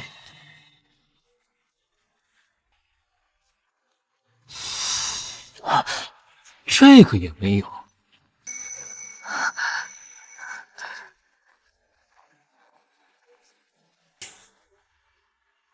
哎呦，没摸着。怎么回事？不是说2条毒蛇吗？怎么一连2个都没有啊？不知道啊。赵飞燕在搞什么鬼？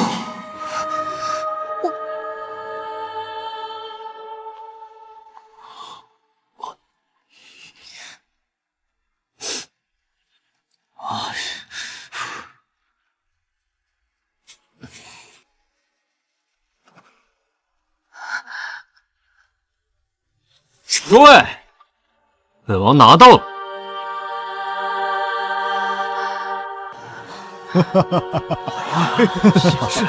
厉害啊！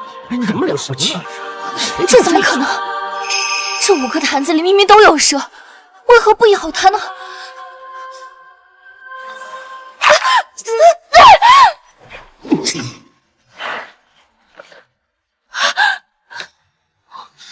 没事吧？没事。解药，快给我解药！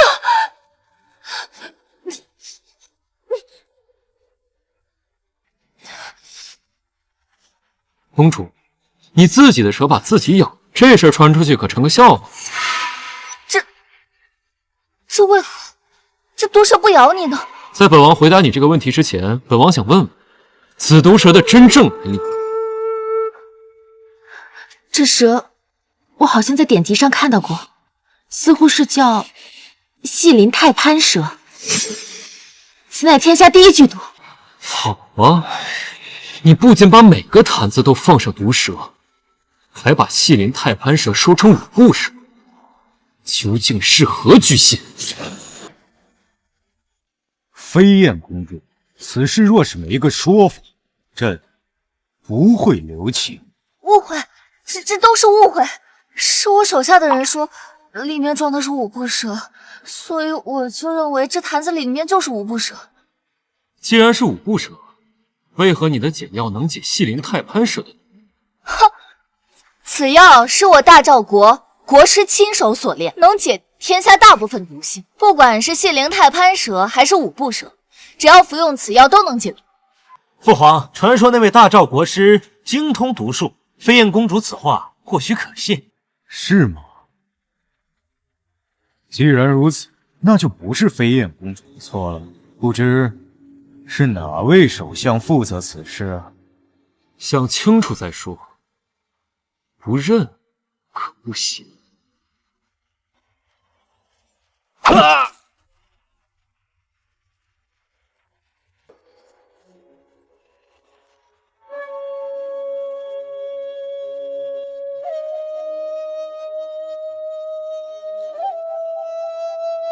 此事是我大赵失察，请大楚皇帝陛下赎罪。既然是误，倒也是情有可原。不过既然是你的失误，本王险些命丧于此，此事绝不能就此作罢。不知蓬莱郡王想要如何化解此事？战马5000匹，银锭8000两，加上你们大赵边境1年赋税2成交给大楚，这事就此作罢。银钱先给够，赋税可以先欠着。好。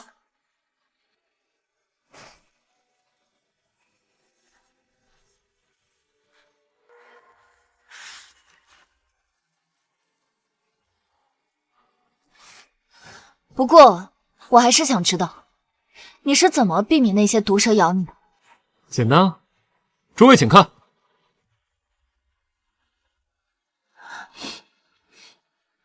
这是雄黄。没错，就是雄黄。众所周知，不管什么蛇都怕雄黄。刚好婉莹知道太傅大人喜欢雄黄酒，所以备了几瓶。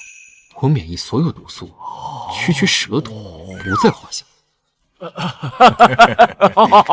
本来呀，十分凶险之事，这么轻易就让楚宁殿下给化解了，老夫佩服啊，佩服佩服！太傅过誉了，这件事啊，还是婉莹细心，提前做了准备，所以功劳给婉莹。这件事你倒是不必把功劳全推在我的头上，倒是你手上的雄黄酒，还是先洗掉吧。来人啊，端水来！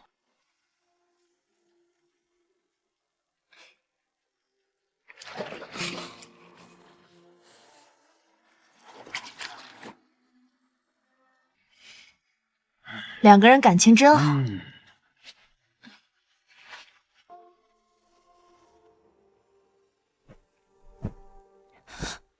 大楚皇帝陛下，本公主此次前来，就是为了看大楚第一才女的本事。可刚才有楚宁化解，所以本公主对大楚第一才女的名头还是有所怀疑，所以带来了第二题。哦，看来飞燕公主对我朝第一才女的才能有所怀疑啊。正好，今日这么多大人都在，你有疑问，提出便是。本公主带来了一名文学俊杰，若是沈郡主的文学造诣不能让那位俊杰满意，那大楚便割让定襄城。哦，那若是沈郡主的文学造诣让那位俊杰满意呢？若是沈郡主的文学造诣让那位俊杰满意，我大赵退兵300里。好，能被你称为是先生，想必不是无名之辈了。不知是哪位？大叔猕猴。猕猴啊，大叔猕猴。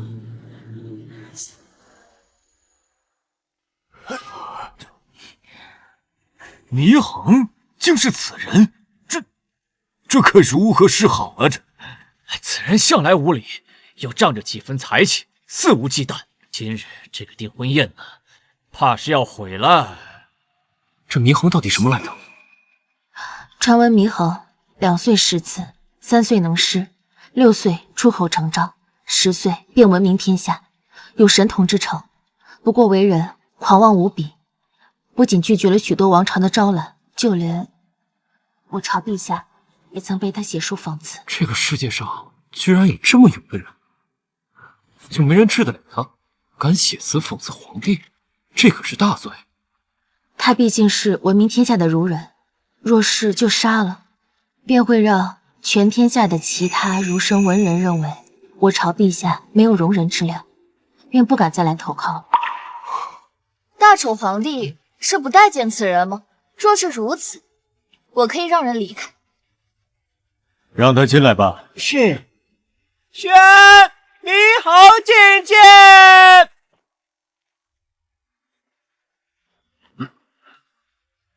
山人猕恒见过大楚皇帝陛下。朕早就听说过你猕大才子的名声，没想到今日居然能在此相遇。来人，赐座。不必了，今日前来，只是想见识大楚第一才女是否名副其实。长得还算可以，不过这大楚第一才女的名头是靠实力，还是靠色相得来的？放肆！哪里来的狂徒，竟敢胡言乱语！狂徒，世人皆知我猕恒为人，说句狂徒也不为过。倒是你这无知妇人，不知为何如此着急？莫非知道他根本没有真才实学？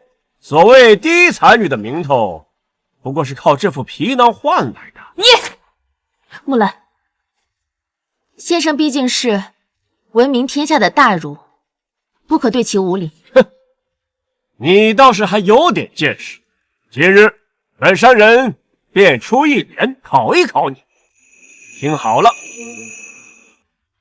天作棋盘，星作子，谁人敢下？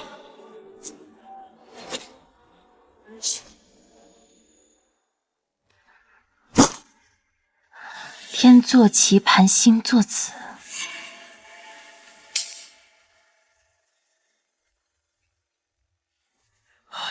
天地为局，星辰为子，气魄吞天阵，这如何能对呀？如此绝对，堪称千古绝对，如何能对得上？妙啊！此联如皓月当空，群星暗淡，就连大楚第一才女也……请陛下恕罪，民女无能。这对子很难吗？放在这个时代，确实没人对上，但对我来说，小菜一碟。你少吹牛了，连婉莹都对不出来，何况你呢？大楚皇帝，此联无人能对，那是不是按照之前的约定，把定襄城割让为我大赵所有？定襄城乃是边境雄关，抗击大赵的关键所在呀！定襄城沦陷，大赵便可长驱直入，大楚危矣！诸位爱卿，你们这么多人，连个对子都对不上，臣等惭愧。此对乃千古绝对，臣等实在是无能为力，连个对子都对不上，区区大楚皆是无能。谁说对不上？本王来试试。哼，楚宁，你一天私塾都没上过，怎么你还会对对子？宁儿，莫要胡闹！父皇、母皇，儿臣这就要大楚国威。好，既然蓬莱郡王这么有信心，那我倒要看看你是如何对上这千古绝对。蓬莱郡王这一闹，我大楚的脸算是被丢尽了。无知庶子，连累我等也成了笑话。楚宁，别怕，我这就给你报仇。你说，天作棋盘，星作子，谁人敢下？那本王就对地作琵琶，路为弦，谁人敢弹？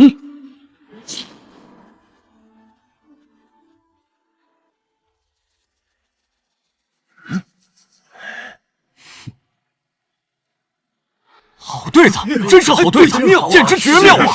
蓬莱郡王，没想到居然有如此文采。哼，区区楚华遗留在民间的私生子，侥幸取得了这名不其实的大楚第一才女沈婉莹。你能对上本山人的对子，想来也是侥幸。这么说你不服？是又如何？那就放马过来。好，听好了，只口心思，四军四国四社稷，八目共赏，赏花赏月赏晚营。四方桥桥四方，四方桥着望四方，四方四方四四方。万岁爷爷万岁！万岁爷前呼爷万岁！万岁万岁万万岁！郡王殿下机智无双，此对师内祥瑞，乃我大楚之福啊！郡王殿下忠君之情更是慷慨肺腑啊！明恒先生，快出对子对死他呀！看来你是没对子了，那本王出个对子，看你对不对得上本王的对子。哼，对子，本山人5岁便会，本不想以大欺小。既然你主动请教，那便听听你是什么对子。此乃千古绝对，你绝对对不上。见识浅薄，今日便让你见识见识什么是人外有人。尽管道来。你且听好了，烟锁池塘柳。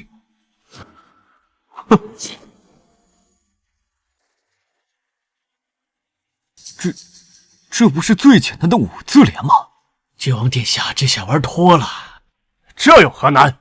你最好想清楚了再说。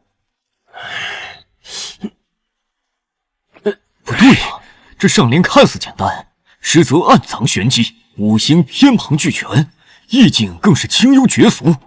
就算勉强凑出来的句子，在工整度和意境上那完全匹配不了的。这竟是千年难对的绝对呀！是啊，这对联竟如此难对。不过祢衡是天下闻名的才子，又是司马先生高徒，定然能对出下联，定是如此。哎呀，这怎么可能？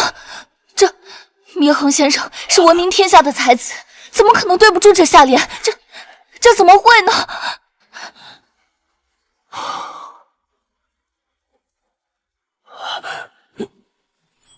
倪先生，本王等你许久，这下联请吧。容我再想片刻，就片刻。怎么，天下闻名的大才子对着本王区5个字的上联，竟然半晌都憋不出一句下联？你方才口出狂言，羞辱本王是私生子，说与本王比试丢了你的身份，哼，要让本王身败名裂。如今看来，你才是那个徒有虚名、不学无术的无耻之徒。陛下厚待于你，给你颜面，让你列席订婚宴，而你呢，非但不知感恩，而受小人挑唆，当众闹事，辱没皇家，搅乱宴席，此为不忠。身为文人，竟无半点才学底蕴，只会狂妄自大，目中无人，靠这些虚名招摇撞骗，此为无术。你心胸狭隘，容不得别人半分出彩，自己输了比试，便颜面尽失，此为无德。不忠不义、不学无术的无耻之徒，也敢在本王面前卖弄风骨，还敢称才子？本王从未见过如此厚颜无耻之人。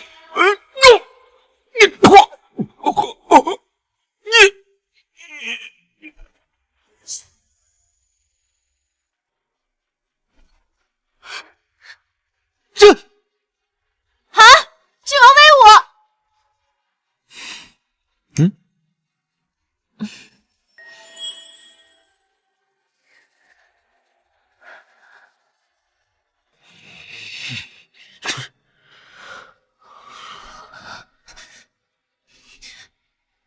殿下放心，我大赵会按照承诺立即撤军300里。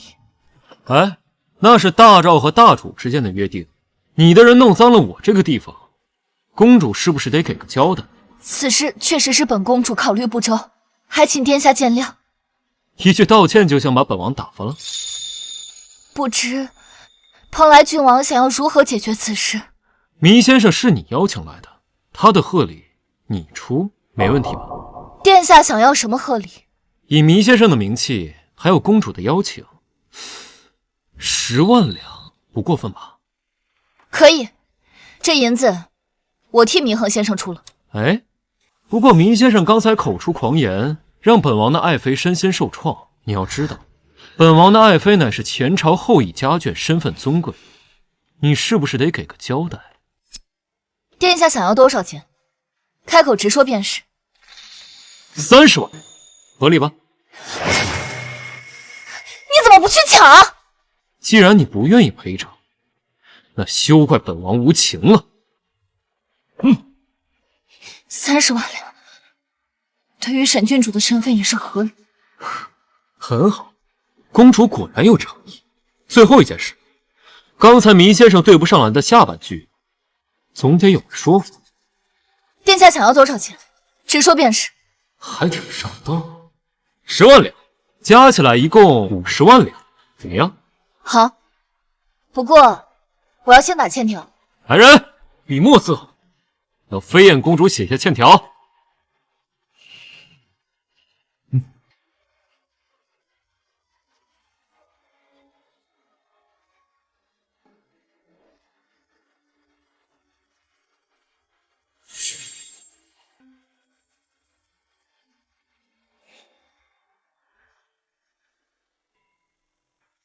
呀！今天又让那个野种出尽风头啊！楚宁毕竟是我大楚的藩王，今日扬我国威。倒是殿下你，身为太子却勾结异党，陷害自己的弟弟，这手段未免太过下作。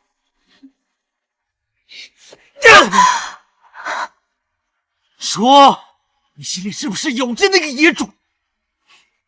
没错，我不仅心里有他，我还想跟他双宿双栖。打！有本事你就打死我！滚！给本王有多远滚多远呐！滚就滚，反正我早就不想跟你过了。合理，合理，合理！这个贱人竟然要跟本宫合理！我，一个女人而已，旧的不去，新的不来。我最近收到消息，说楚宁一直待在军营，明天沈家会送一批粮食过去，那批粮食我要了。那可是500万担粮食，本宫也早就盯上了。哼，你我合作，一人一半。好。经过这几天的安排，本公主早就在京都城50里开外的地方安排了人手，只不过这批粮食数量众多，我只有数百号人，怕是完全吃不透。放心，本宫在城外有一支3000人的兵马，这一次本宫会让他们和公主的手下一起行动，拿下这500万担粮食。殿下，太子妃搬走库房所有东西，去哪儿了？太子妃似乎往郡王府的方向去了。什么？小姐，粮食已经全部装车，随时可以出发。准备出发吧。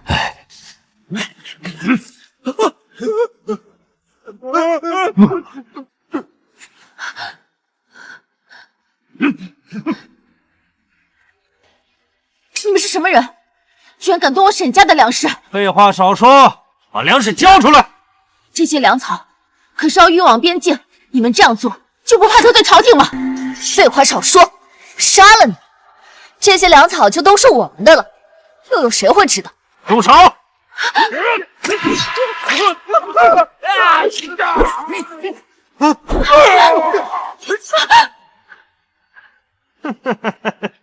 这么多担粮食，这么轻易就到手？这里可是帝都，我是蓬莱郡王的未婚妻，你们这样做，眼里还有王法吗？压下来！王法？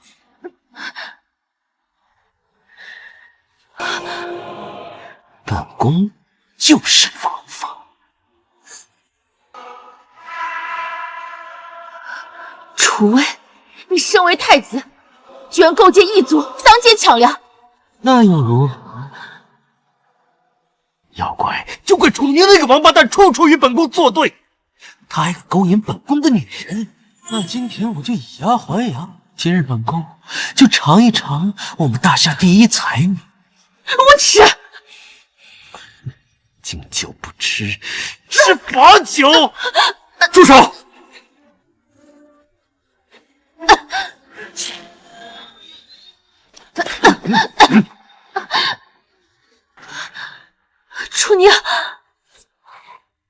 赵飞燕，你好大的胆子！本王的粮草你也敢抢？楚宁，立刻投降，否则我现在就杀了他！哼，你觉得他会为一个女人放弃自己的性命吗？如果是这样的话，连我都会瞧不起他。哼，楚宁，不用管我，只求你日后庇佑我沈家。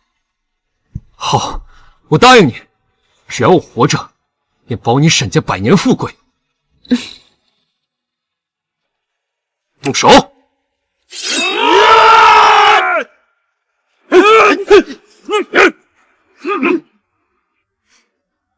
楚宁，你是怎么知道我们今日要劫粮草的？因为粮草的消息就是本王派人散播出去的，目的就是为了让你们上钩。果然，你们真够愚蠢的。你，只要我今日杀了你，我就不算数。动手！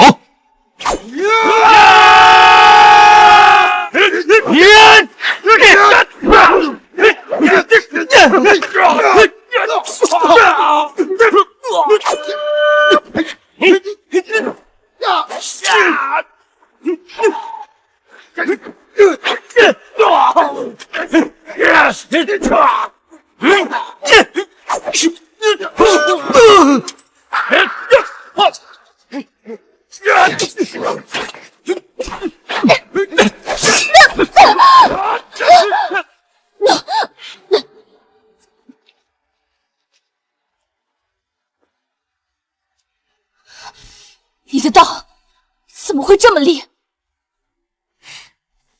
这可是本王专门改良对付你们大赵的秘密武器，专杀你们这种贱人。哼，就算你今日杀了我，迟早有一天，大赵也会把大楚给覆灭了。真以为本王不知道你大赵的虚实啊？上次大战之后，虽然我大楚败，但你大赵也是损兵折将，根本没有灭国的能力，所以才想着和谈拖延时间，对不对？等等，我们可以谈的。其实我挺喜欢你的，可惜我们分属不同阵营。放心，我会送你一家上路团圆。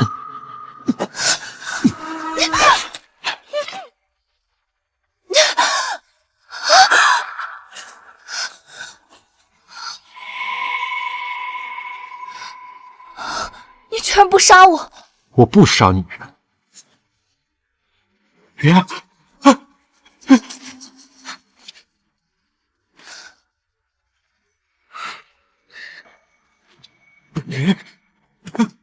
别杀我！你是太子，我当然不会杀你。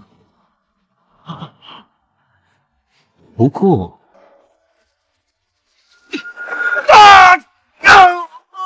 腿，我的腿！一个残废，以后可当不了太子，这就是和我为敌的下场。带走，走，走！楚娘，前线是长红伯的地盘，你别太得意。本宫等着看你的下场。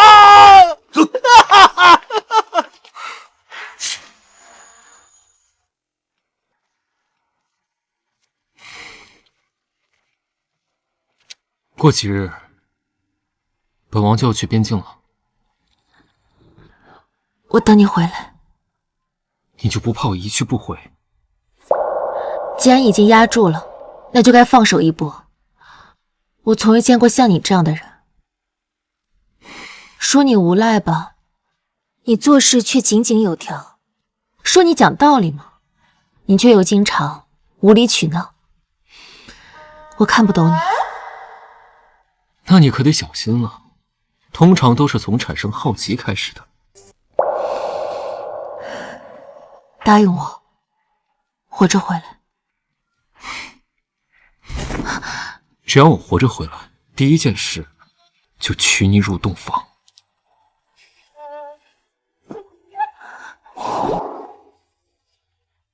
蓬莱郡王接旨，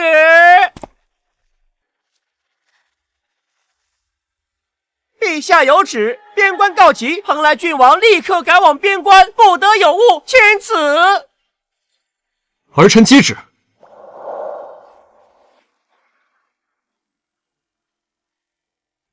我会在京城保护好婉言姐的，你要早点回来。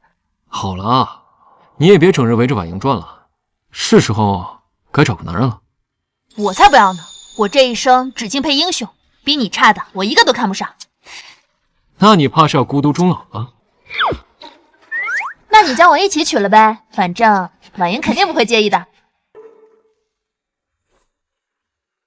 你说，朕让自己的儿子去前线送死，是不是太没人性了？作为大楚子民，就该为大楚牺牲，皇子更应如此。陛下无需如此，或许蓬莱郡王能反败为胜。反败为胜？说说大将军那边的情况吧。朕让他调集郡兵训练一事，如何了？大将军正在厉兵秣马，全力训练郡兵。不过大将军侧重训练骑兵，这比步兵的训练时间长很多，短时间怕是上不了战场。派人催促大将军，尽快将骑兵训练成军，待楚宁打完这一仗，消耗大赵实力，他就可以带着郡兵上前线一战，届时就攻守一行了。陛下英明。楚宁，别怪朕，这便是皇家。朕连自己的儿子都可以利用，常洪博，希望你不要不识抬举。楚宁聪慧，待到回京之时，这天就要变了。我该走了。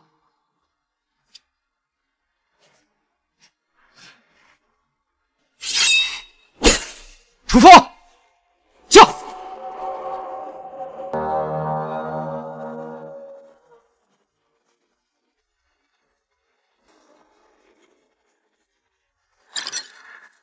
宿主出发主线征战任务，率军攻陷大赵王朝10座城池，完成即可领取超级大礼10万大雪龙旗。